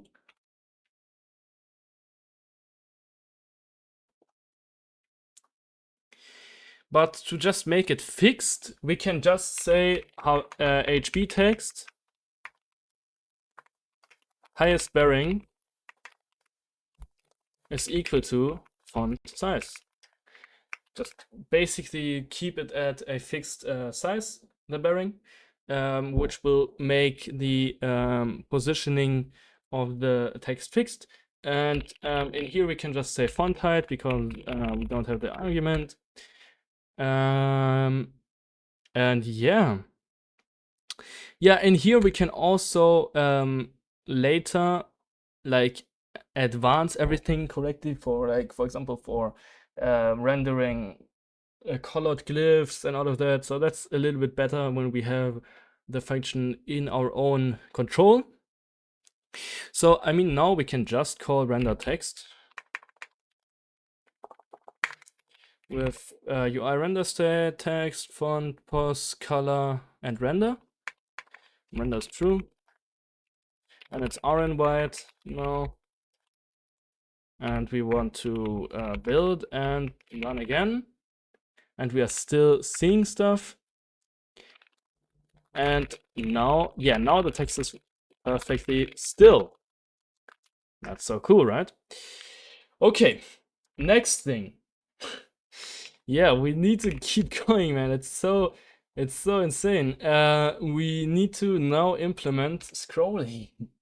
And for scrolling, we basically have something like a ring buffer, where we have a head, and then just modulo the head by max rows. Yeah, you will see what I mean. Okay, but let's just quickly implement scroll up and scroll down. Let's start with scroll up. Yeah, we need some kind of row index from which to start. So we basically need an index, a starting index for a scrolling area. Let's call it start. And we want a number like n scrolls. How many scrolls do we want? Okay, in scrolling up, what we want to do is basically move the area from start minus n scrolls up until the scroll bottom that we have defined n scrolls up. Right? So it's a little bit complicated, but we will basically mem copy the rows up. So, and then we want to clear the rest at the bottom. So let's just do that and see how it goes. What we want to do is just say for utility I is equal to 0, I is less than yeah, scroll bottom. So we need some kind of scroll bottom.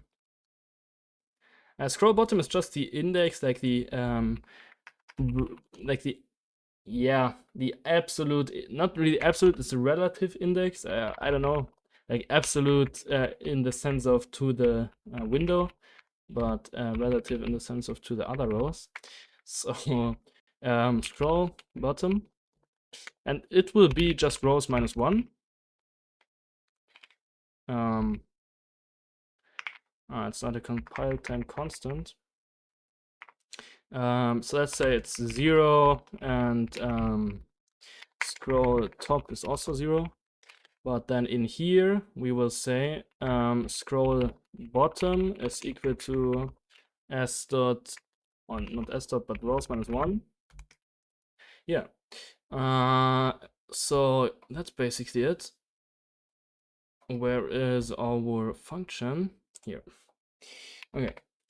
So yeah, so expected expression, we want up until scroll bottom minus start minus n scrolls.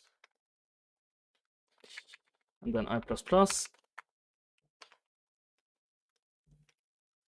This is basically the range that we want to move, so the amount of rows that we want to move up. But now we want, we want to actually like add start to it by correctly moving them. And for that we need a physical row.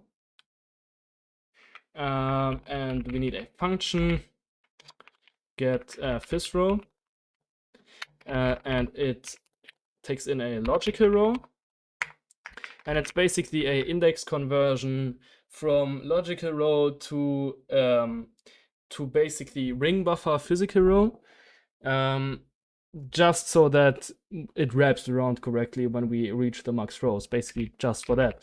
So we have the physical row index, which is like the logical row modulo max rows, but we don't specify max rows. And also here we would need to specify head, but head is not really that important, but because head is just 0 basically all of the time. So static head is 0. And max rows, let's just say hash define max rows for 96. And cell T, we have cell, okay. Okay, and then we just return cells at physical row index times calls. So basically, and we need a pointer to that. Basically the row at the physical row index. Yeah, and that's basically it. Okay, so now let's mem copy the rows to basically be shifted up. So let's have a source for each iteration. So get phys row, like the start. So the basically most of the times the scroll top plus n scrolls plus I. So that's basically the, not really the source, it's more like the row that we want to copy to the upper row, right? So the upper row would be dest. So that's this row. So so we mem copy to the destination, the source, and then size of cell times calls. That's basically it, but now we also need to clear the lines that we are not seeing anymore due to having scrolled up, so that we correctly clear everything, and not, if we scroll down again, have the old stuff visible. Okay, we want to clear the lines at the bottom at the end, so we say I is equal to scroll bottom minus scrolls plus 1, and then I is less than less than or equal to scroll bottom and I plus plus. And why are we doing that? So you need to imagine that. So we scrolled up, for example, 1. So we were here, but now we are here. And this means that this line can be erased. And we just say scroll bottom minus scrolls, so -1, for example, and then +1 again, and then is greater than or equal to scroll bottom, just so that we actually erase the correct number of lines. So we actually erase 1 line and not just 0 lines. That's why we do the +1 thing, and it's n scrolls, and then we do we actually get the row again, so the get phys row at I, and basically we say we want to clear the entire row. So we say for you in 32, we can say x is equal to 0, x is less than cos, x plus plus, and then we kind of need a function that clears the cell. So void clear cell, and it takes in a cell and just says cell code points equal to nothing for now. Okay, so let's say clear cell and row at x. Okay, that's it for scrolling down. Okay, let's copy that and do it for scrolling up. So like that. I mean scrolling down, I'm sorry. So scrolling down would be, we basically do the opposite. So instead of going from 0, we go from the bottom to 0. But the other way around. Okay, so I minus minus, like that. And yeah, let's say start plus I in here and end scrolls in here to just correctly reverse that. And that's basically it. That's the reverse of scrolling up, right? If I am thinking correctly, should work. I think U entity is kind of sus in here because of the this thing, but I think it will work, but still. And in here we will just clear the lines at the top that we can't see anymore. So we can basically just really easily say from start to start plus scrolls. Right, so everything that we scrolled down wants to be cleared. So it's end scrolls. Sorry. Okay, pretty nice, and we cleared like this. Works perfectly. Yes, so scrolling up and scrolling down is kind of done. Pretty nice. Yeah, and now we can correctly implement scrolling in our new line. Like that. And we say, okay, scroll up is not defined. So let's define that. Like this. And say scroll top as the top. And say else. Y dot plus. L. Also pretty funny. Like that. Okay. Okay, pretty cool, I think. Okay, so let's see. Can we scroll? Oh my god, we are scrolling. It works. Oh my god, I love that. It works first try. Yeah, but clearing doesn't work because we don't have any real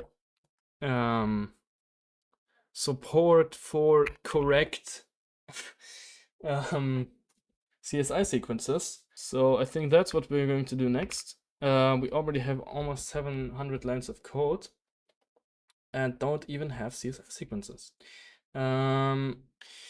Okay, so if we encounter a CSI sequence, what we first have to do is actually parse it.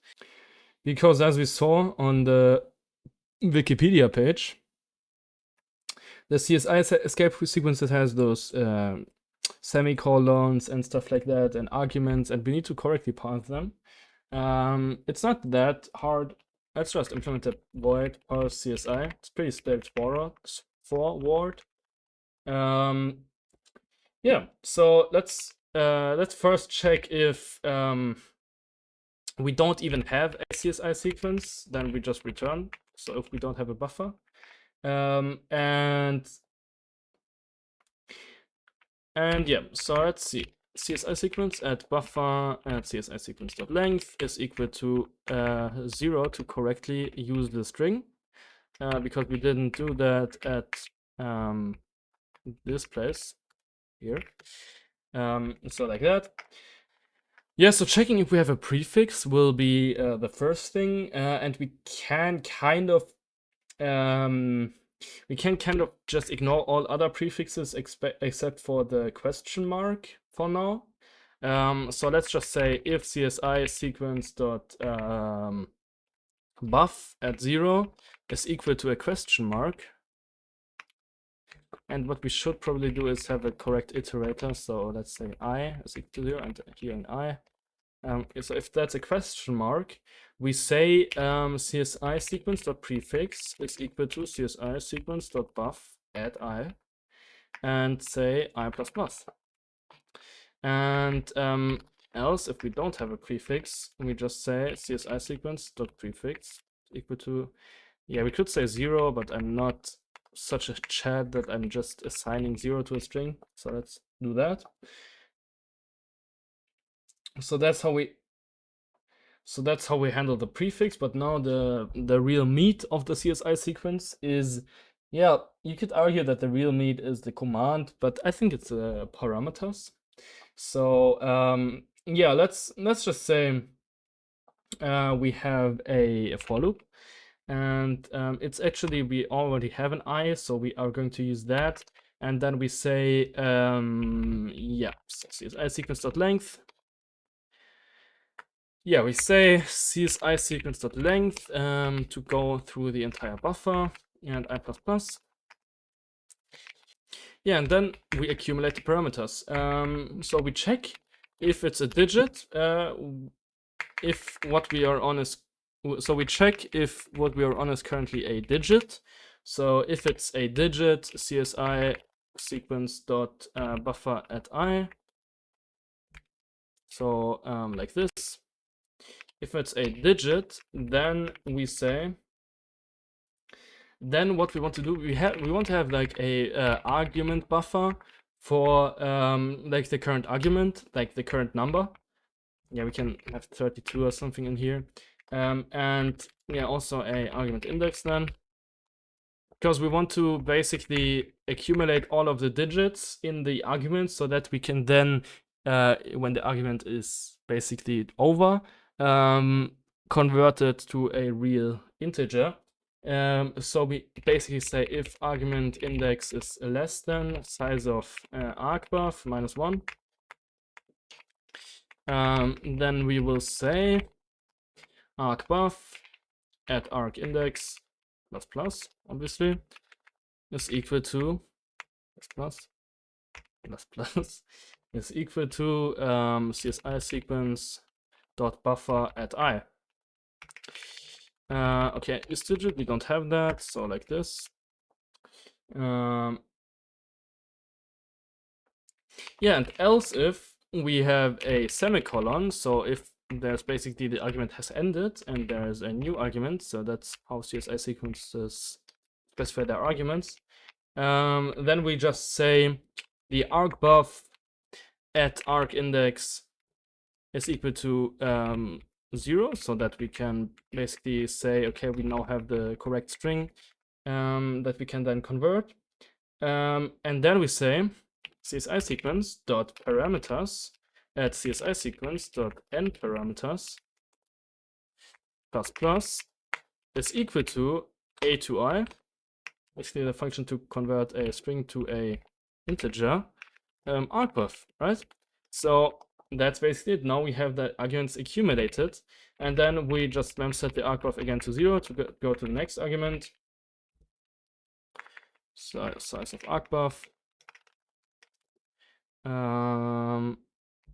argbuff, and argindex is also equal to 0 again. And yeah, and else we could break, right? So because when we have something, yeah, we actually need to break, because if we have something that's not a semicolon and not a argument, that means that we then encountered either the command or the sequence is malformed, right? Yeah, but then what we probably will have is that we accumulated some kind of shit in the buffer. Like what we could have if we accumulated some shit in the buffer that isn't a argument, that isn't yet like registered as an argument, so we can check that like this. So if we are basically in the middle of finding a new argument, and we have still place for a argument, so CSI sequence dot n params is less than, do we have some kind of, yeah, let's just say on that. And by the way, we should also have that here.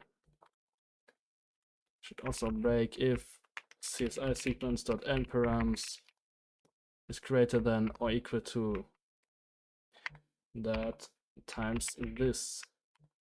And we also want to break. And wait, did I just delete this code here? Oh my god. So if argindex is greater than 0 and CSI sequence.end params is less than 128 times 4. Then we want to basically do this again. And yeah, and then we just set the command. So command at 0 is equal to, because like we have a too long commands, is equal to CSI sequence.buff at I. Right, because I is now should now be at the position of the argument, or like the command, I mean, sorry. And then what we can also check, if I plus 1 is less than or equal to CSI sequence less than or equal to CSI sequence dot length minus 1. So basically we still have something in the CSI sequence. Then it means there is like a second command, like a second command character, and then we just say this. So CSI sequence at buff at I plus 1. So basically we say we have those two command characters. Okay, that's how we parse the CSI. That's great. Now we can call the parse CSI function. So parse CSI and check if it doesn't segfault. Seems like it doesn't segfault. Really nice. Now for handling the CSI, that's like that's the meat, right? So let's handle CSI characters. Okay, so in order to really handle them efficiently and like not having to write multiple functions, in order to like not having to write a lot of functions all the time, I will just paste the functions that we need. I think it's 2 or 3 functions, which are just utility functions to use for the CSI sequences. So first, it's handling tabs. Like we actually don't have a real tab system yet, but let's quickly just implement that. So let's remove all of those S's, and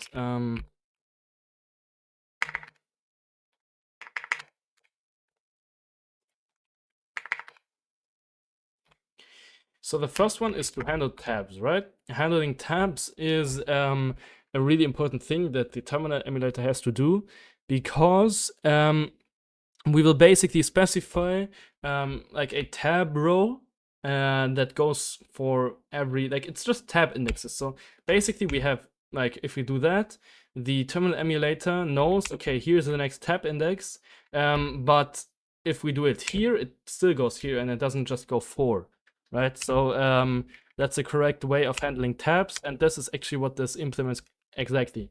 It just searches for the next tab. Yeah, so it searches for the next tab in the right and left direction, and then just moves the cursor to that next tab stop. But we don't have tabs, so let's just say it's just a bit field basically.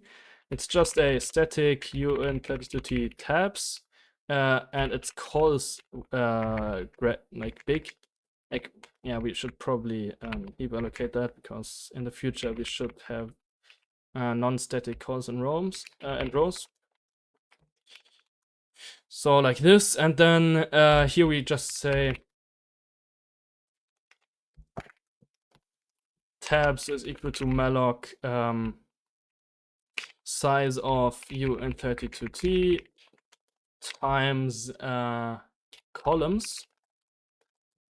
Yeah, and now our handle tab function seems to work, but now basically we just have a empty array of tabs, or it's not even initialized.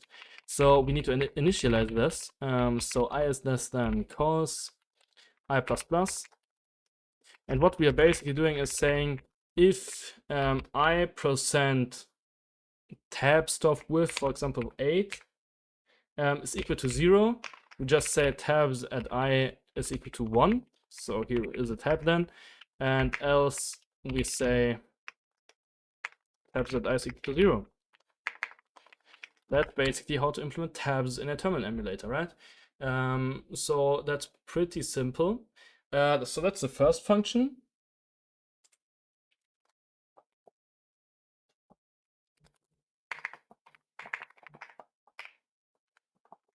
The next function is also pretty easy. It's just a helper cell add. We can specify x and y like that, and we basically get then the physical row correct with the ring buffer setup with head plus y time modulo max rows, and that's the physical row y index. And then what we return is basically a pointer, by the way, to cells at physical row times columns plus x to get the row at the correct index, accounting for the row buffer setup, right? So this row. Next function that we need will be insert blank chars. What this basically does, it gets the physical row at the cursor and moves everything that we don't, basically everything from the right, further to the right by how many chars we want to insert, and then basically clears the new cells with basically a blank chars. So basically inserting blank chars at the cursor. Then the next function is delete cells, which basically deletes cells left of the cursor. Pretty similar to insert blank chars, but it's not inserting blank chars, but actually deleting other chars. So yeah, that's that. And then what I also need to fix is in the move tool, we are just allowing to move everywhere, I guess. Yeah. But we want actually, what we want is having a max min y and max y in here, and that's 0 and rows -1 by default, so basically those values.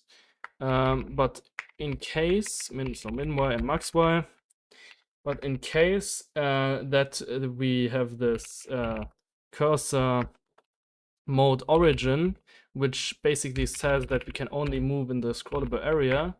So cursor flags, I guess, or cursor state. So cursor state or cursor state origin. So if we have the cursor state origin, we say min y is equal to scroll top and max y equal to scroll bottom, right? And this can kind of be important when the there is like some kind of a CSI command which sets a scroll region, which is other than the normal rows -1 thing, in which to move, like with Vim, for example, sets the scroll region in here to another scroll region than is normally used, and that's why it's moving only to specific parts and can't move. For example, the if the cursor is here, it can't move here because the scroll region is set differently. That's what we basically achieve with that. Yeah, what we also will need, then we can actually start, is a static un32t recent code point, or most recent code point, which will just be the code point that we just recently printed, because there is a CSI command that expects us to print the most recently printed code point n times. So so we basically say in handle char, right, or handle code point, we just say recent code point is not rectangle in, it's actually a recent code point, or most recent, right? Oh, okay. It's equal to code point. And then also when we have a control character, and if we kind of don't have an escape flag but handled a control character, then we want to not print the recent code point. So because we just ignore that then in this case. So we say if escape flags is equal to 0 after handling a control character, we say recent code point or most recent code point equal to 0. Right? All right. Why do we have 22 errors?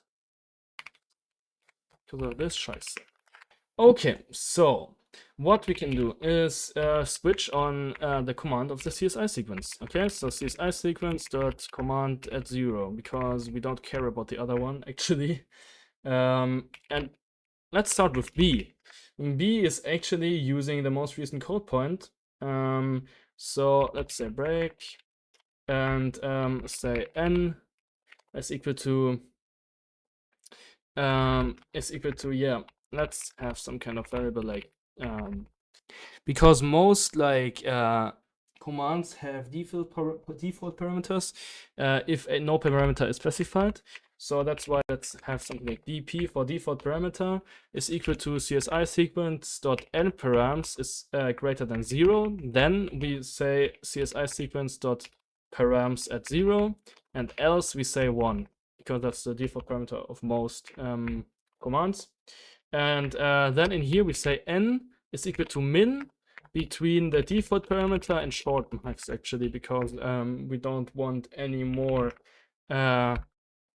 like, because this would be like kind of an exploit then, because printing like 1,000,000 characters would kind of be an exploit. I don't know, just cap it, because let's be sure, right?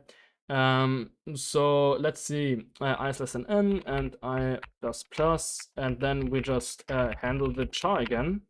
So we basically repeat the character handle code point. Is it not like handle code point? Okay, it's not static. So let's put it here in our beautiful static function set. Our code is so beautiful, don't you think? Don't you think? So handle code point, and the code point is just most recent code point, right? Nice. Okay, so let's have an add sign now. I'm just doing the list from top to bottom. And it just, add sign is really simple, just inserts blank chars. So let's do that. And then A is also a pretty nice one, pretty chill guy.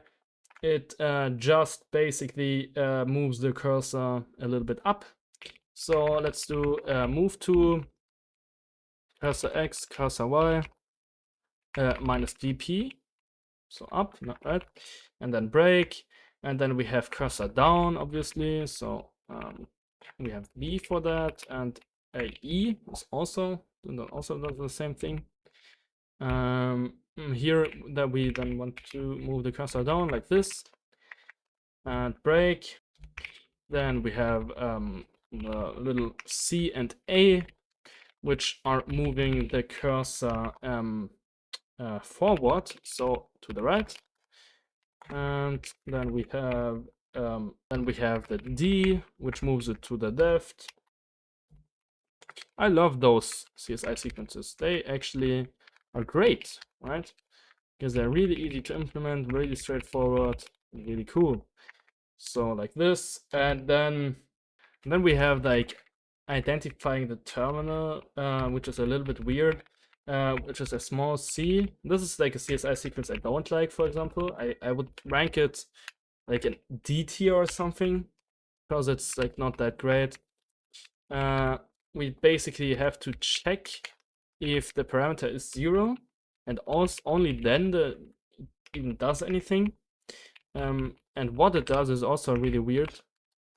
So term right is obviously not defined, so like this.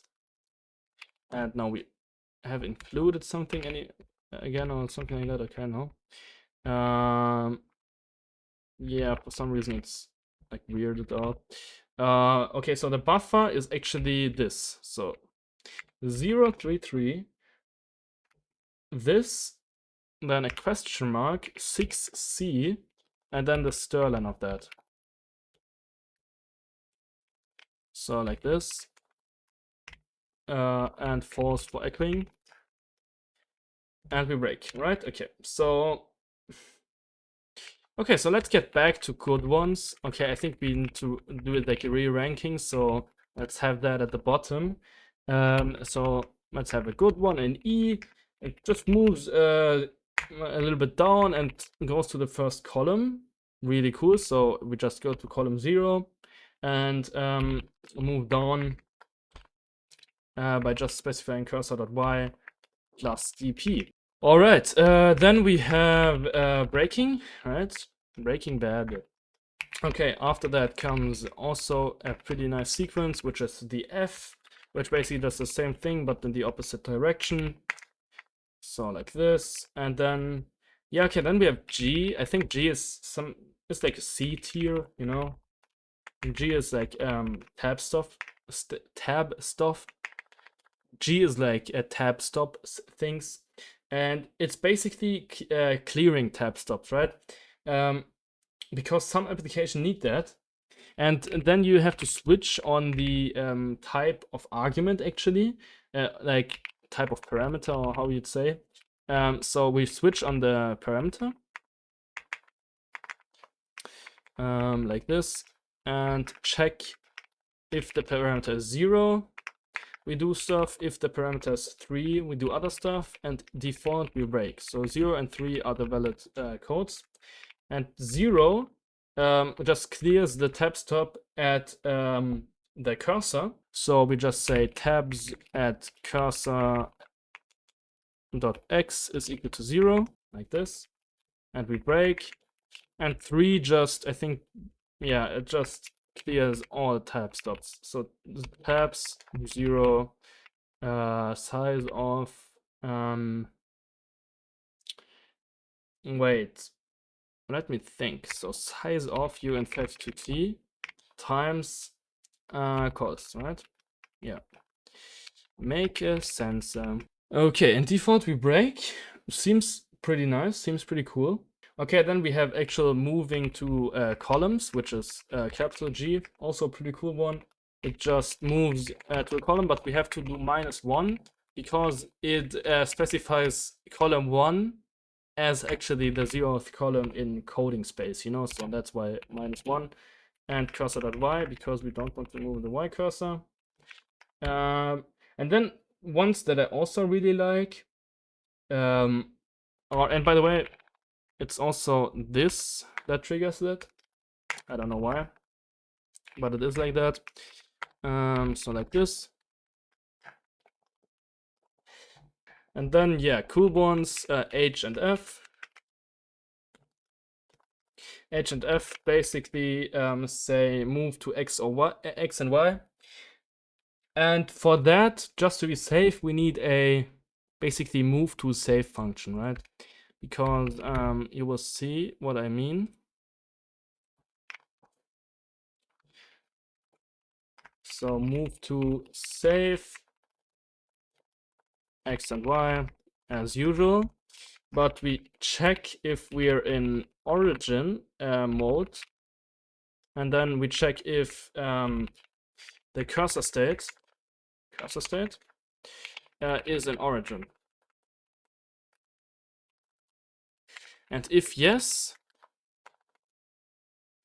we just want to add, because cursor state origin basically means that we need to add the scroll top to our Y. Okay, so we move to X normally, and Y we can say plus cursor origin question mark scroll top, and else just 0, right?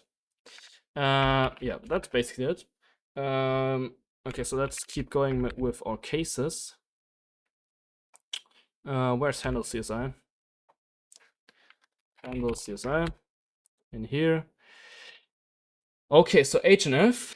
Okay, that does that. So let's say X is equal to, yeah, and I think it's a little bit weird because some parameters cannot, it can be that the parameters aren't even specified. And it's also that Y is first and then it is X. So it's specified really weirdly. So let's see, CSI sequence dot n params. If it's greater than 1, there is an X because X is the last one. Then we say CSI sequence dot params at 1 is the X, and else we just have default parameter of 1. And for the y, we say if the n params is greater than 0, so the first one, then we take the 0th, and else we take 1. And then we say move to save, and then x minus 1 and y minus 1, just because it's specified in this weird manner. As I already explained. Yeah, okay, then the I, also a pretty cool one. It's just basically inserting n tup's, so that's pretty cool. So basically we handle a tup,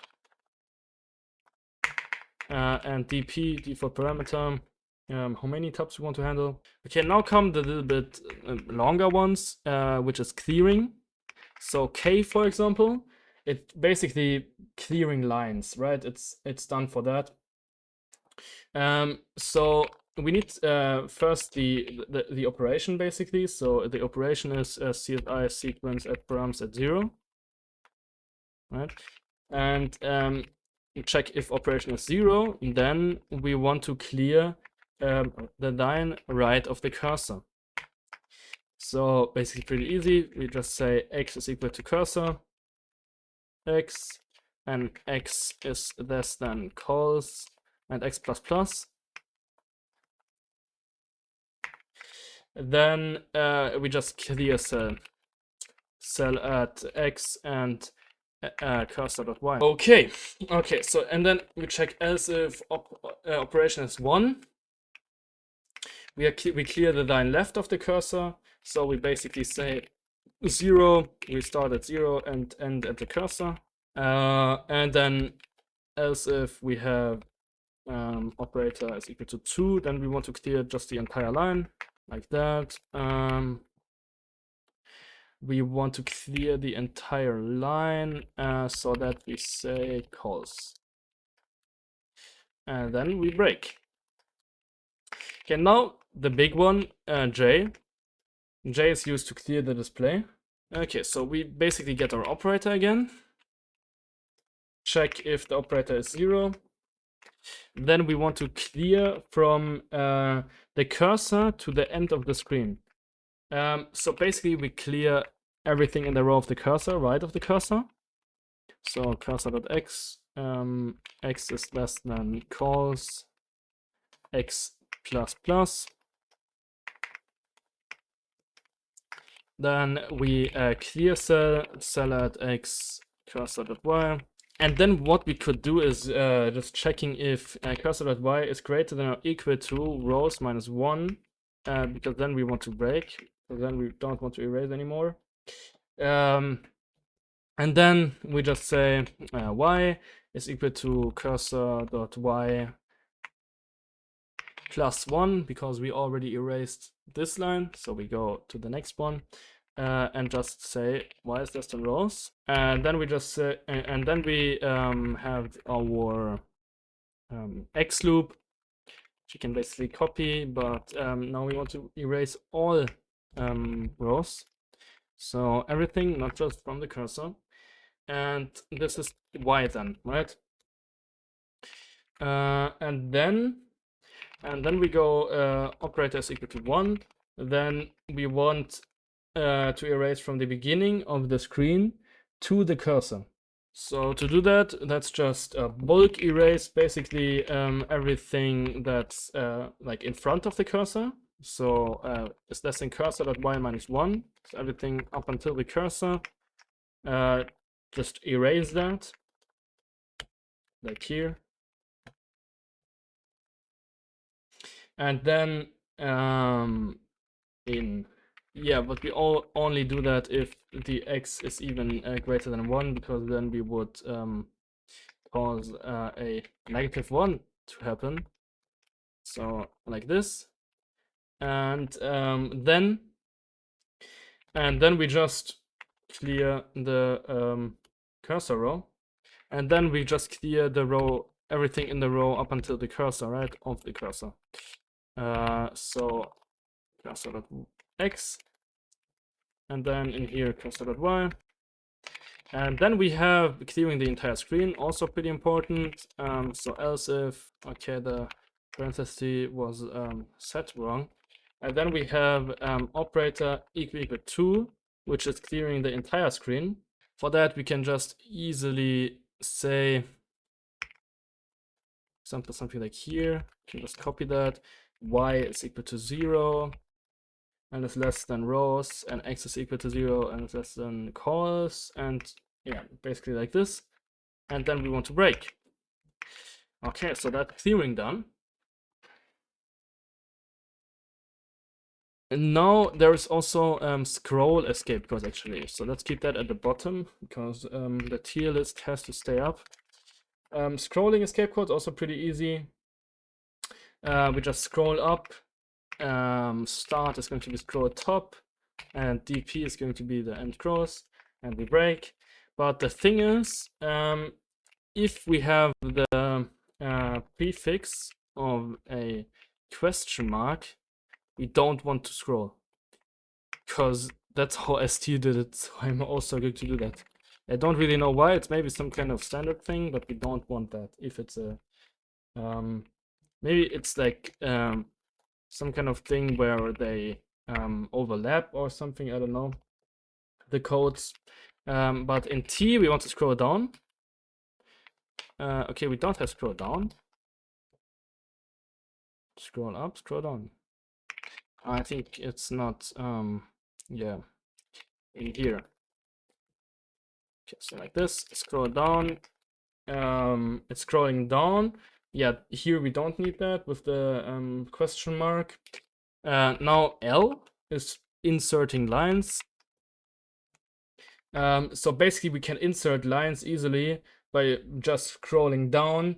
When inserting lines, we can just easily do that when we are basically not, we shouldn't scroll, but still scroll.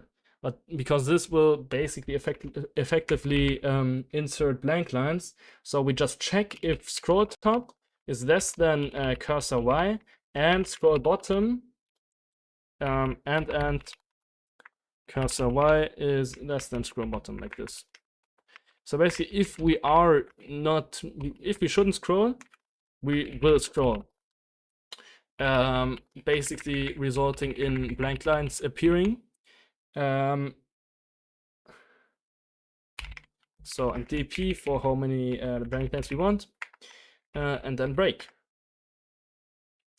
And the same for M. It's basically the same thing, but just scrolling up because it's deleting n lines. So scroll up, and this can even stay the and this can even change, and this can even stay the same. Yeah. Okay, then X. X is also pretty nice. It's just clearing n cells. So we go from the cursor onward and clear cells. So I is equal to cursor.x, and x is less than cursor.x plus dp, and x is less than cos, so that we don't overflow. If someone is trying to have a scuffed ass clearing cells joke with us, which we are not going to accept because we are clamping. Okay, so x and cursor.y, right? So we want to clear that cell and break. Okay, so then we have H and L, which are setting the terminal mode. Which let's just ignore them for now. We will implement them later. Yeah, we have P, which is deleting, just deleting cells, right? Then we have Z, which is yeah, handling tabs but backwards. So it's basically inserting backwards tabs, basically going shift tab, you know, and break. Then we have D, which we will do move to save, cursor.x and dp-1, basically moving to a row. Okay, we are almost done. Now we only have R left, and R is setting scrolling region. And in here we also want to do if CSI sequence.prefix is equal the question mark, we break. And yeah, and then we get the top and bottom from the parameters. and top is the first one and bottom is the second one. So let's see CSI sequence.mparams. If it's greater than 0, then we will do CSI sequence.params at 0, and else just 1, because 1 is the default parameter. It's this -1 actually, and it's the default parameter as 0. Okay, so and then bottom, basically the same thing, like this, and the default would be rows -1 for the bottom, obviously, and this and this, and this is bottom. And there is some kind of weird scenario going on. CSI sequence expected. It's a question mark, sorry. Like this.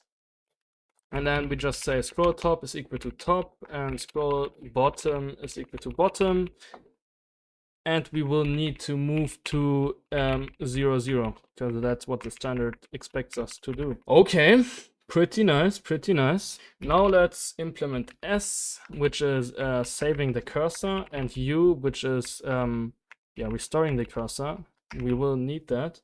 And then there are some kind of weird device status reports and stuff like this, which we are not going to implement right now. Let's quickly implement this handle alt cursor thing. Okay, for handle alt cursor, what we basically need is we need, because the thing is alt cursor, what the fuck even is an alt cursor? An alt cursor is basically when you have a terminal and you are in this thing, there's also an alternate screen. And the alternate screen is, for example, when you use htop, it makes an alternate screen and stores your position like in the other screen. And that's why we need an alternate cursor and also an alternate screen buffer, which we are going to implement. So let's say scroll bottom saved, and then here scroll top, top saved, and then head saved, and also we need a cursor saved. Yeah, and then handle alt cursor will just do this. So handle alt cursor, and then we can say something like bool restore, and then we can check if not restore. So if we want to save, we say alt cursor is equal to cursor, and saved or scroll bottom saved is equal to scroll bottom. Wait, don't we have a it's cursor saved? Okay, so cursor saved, and scroll top saved equal to scroll top, and then we have head saved is equal to head, and then else we just do the opposite.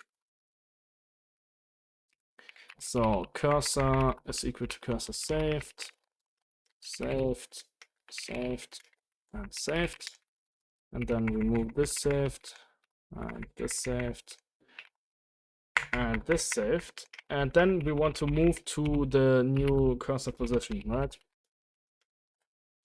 And that's handle alt cursor.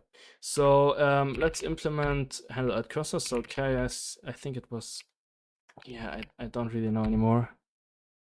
Yeah, S and U, okay. And so handle alt cursor, handle alt cursor, and I think this was store, so false in here and restore true in here. So break and a break, and this is basically it for the most of the CSI commands. But what we will still need to code, literally more than 1,000 lines already. Oh my god, man! What we also will need to code is the alt screen buffer, which is not that hard to do. But if we don't have that, we can't really use programs like htop. Okay, let's use that. And let's see what happens. ls. Oh my god, it's so clean, man. Okay, let's check if clear will work. Oh my god, perfect. Let's fucking go, man. It looks like everything kind of works pretty nice. Okay, so like opening htop will probably crash or something. I will not do it. But let's try and like run, for example, let's cd ... and run like rave Is there no rave? Is there like def slash rave and then run insta.sh? Okay, give my password. Okay, it looks pretty nice. So we have a fucking terminal emulator, which is not really working in the correct sense, but we will work on it. I think I'll wrap up this episode actually here because I think I will split that because the project is just way too big. It's really big. But now, I mean, we have a terminal emulator. We can do stuff. We can work with it. And it's pretty nice, right? We can even scroll. But guys, this was it for this video. I hope you liked it. I know it's really long, but I mean, we wrote like a lot of code. So yeah, if you liked it, leave a like. I hope we'll see us in the next one. Bye bye.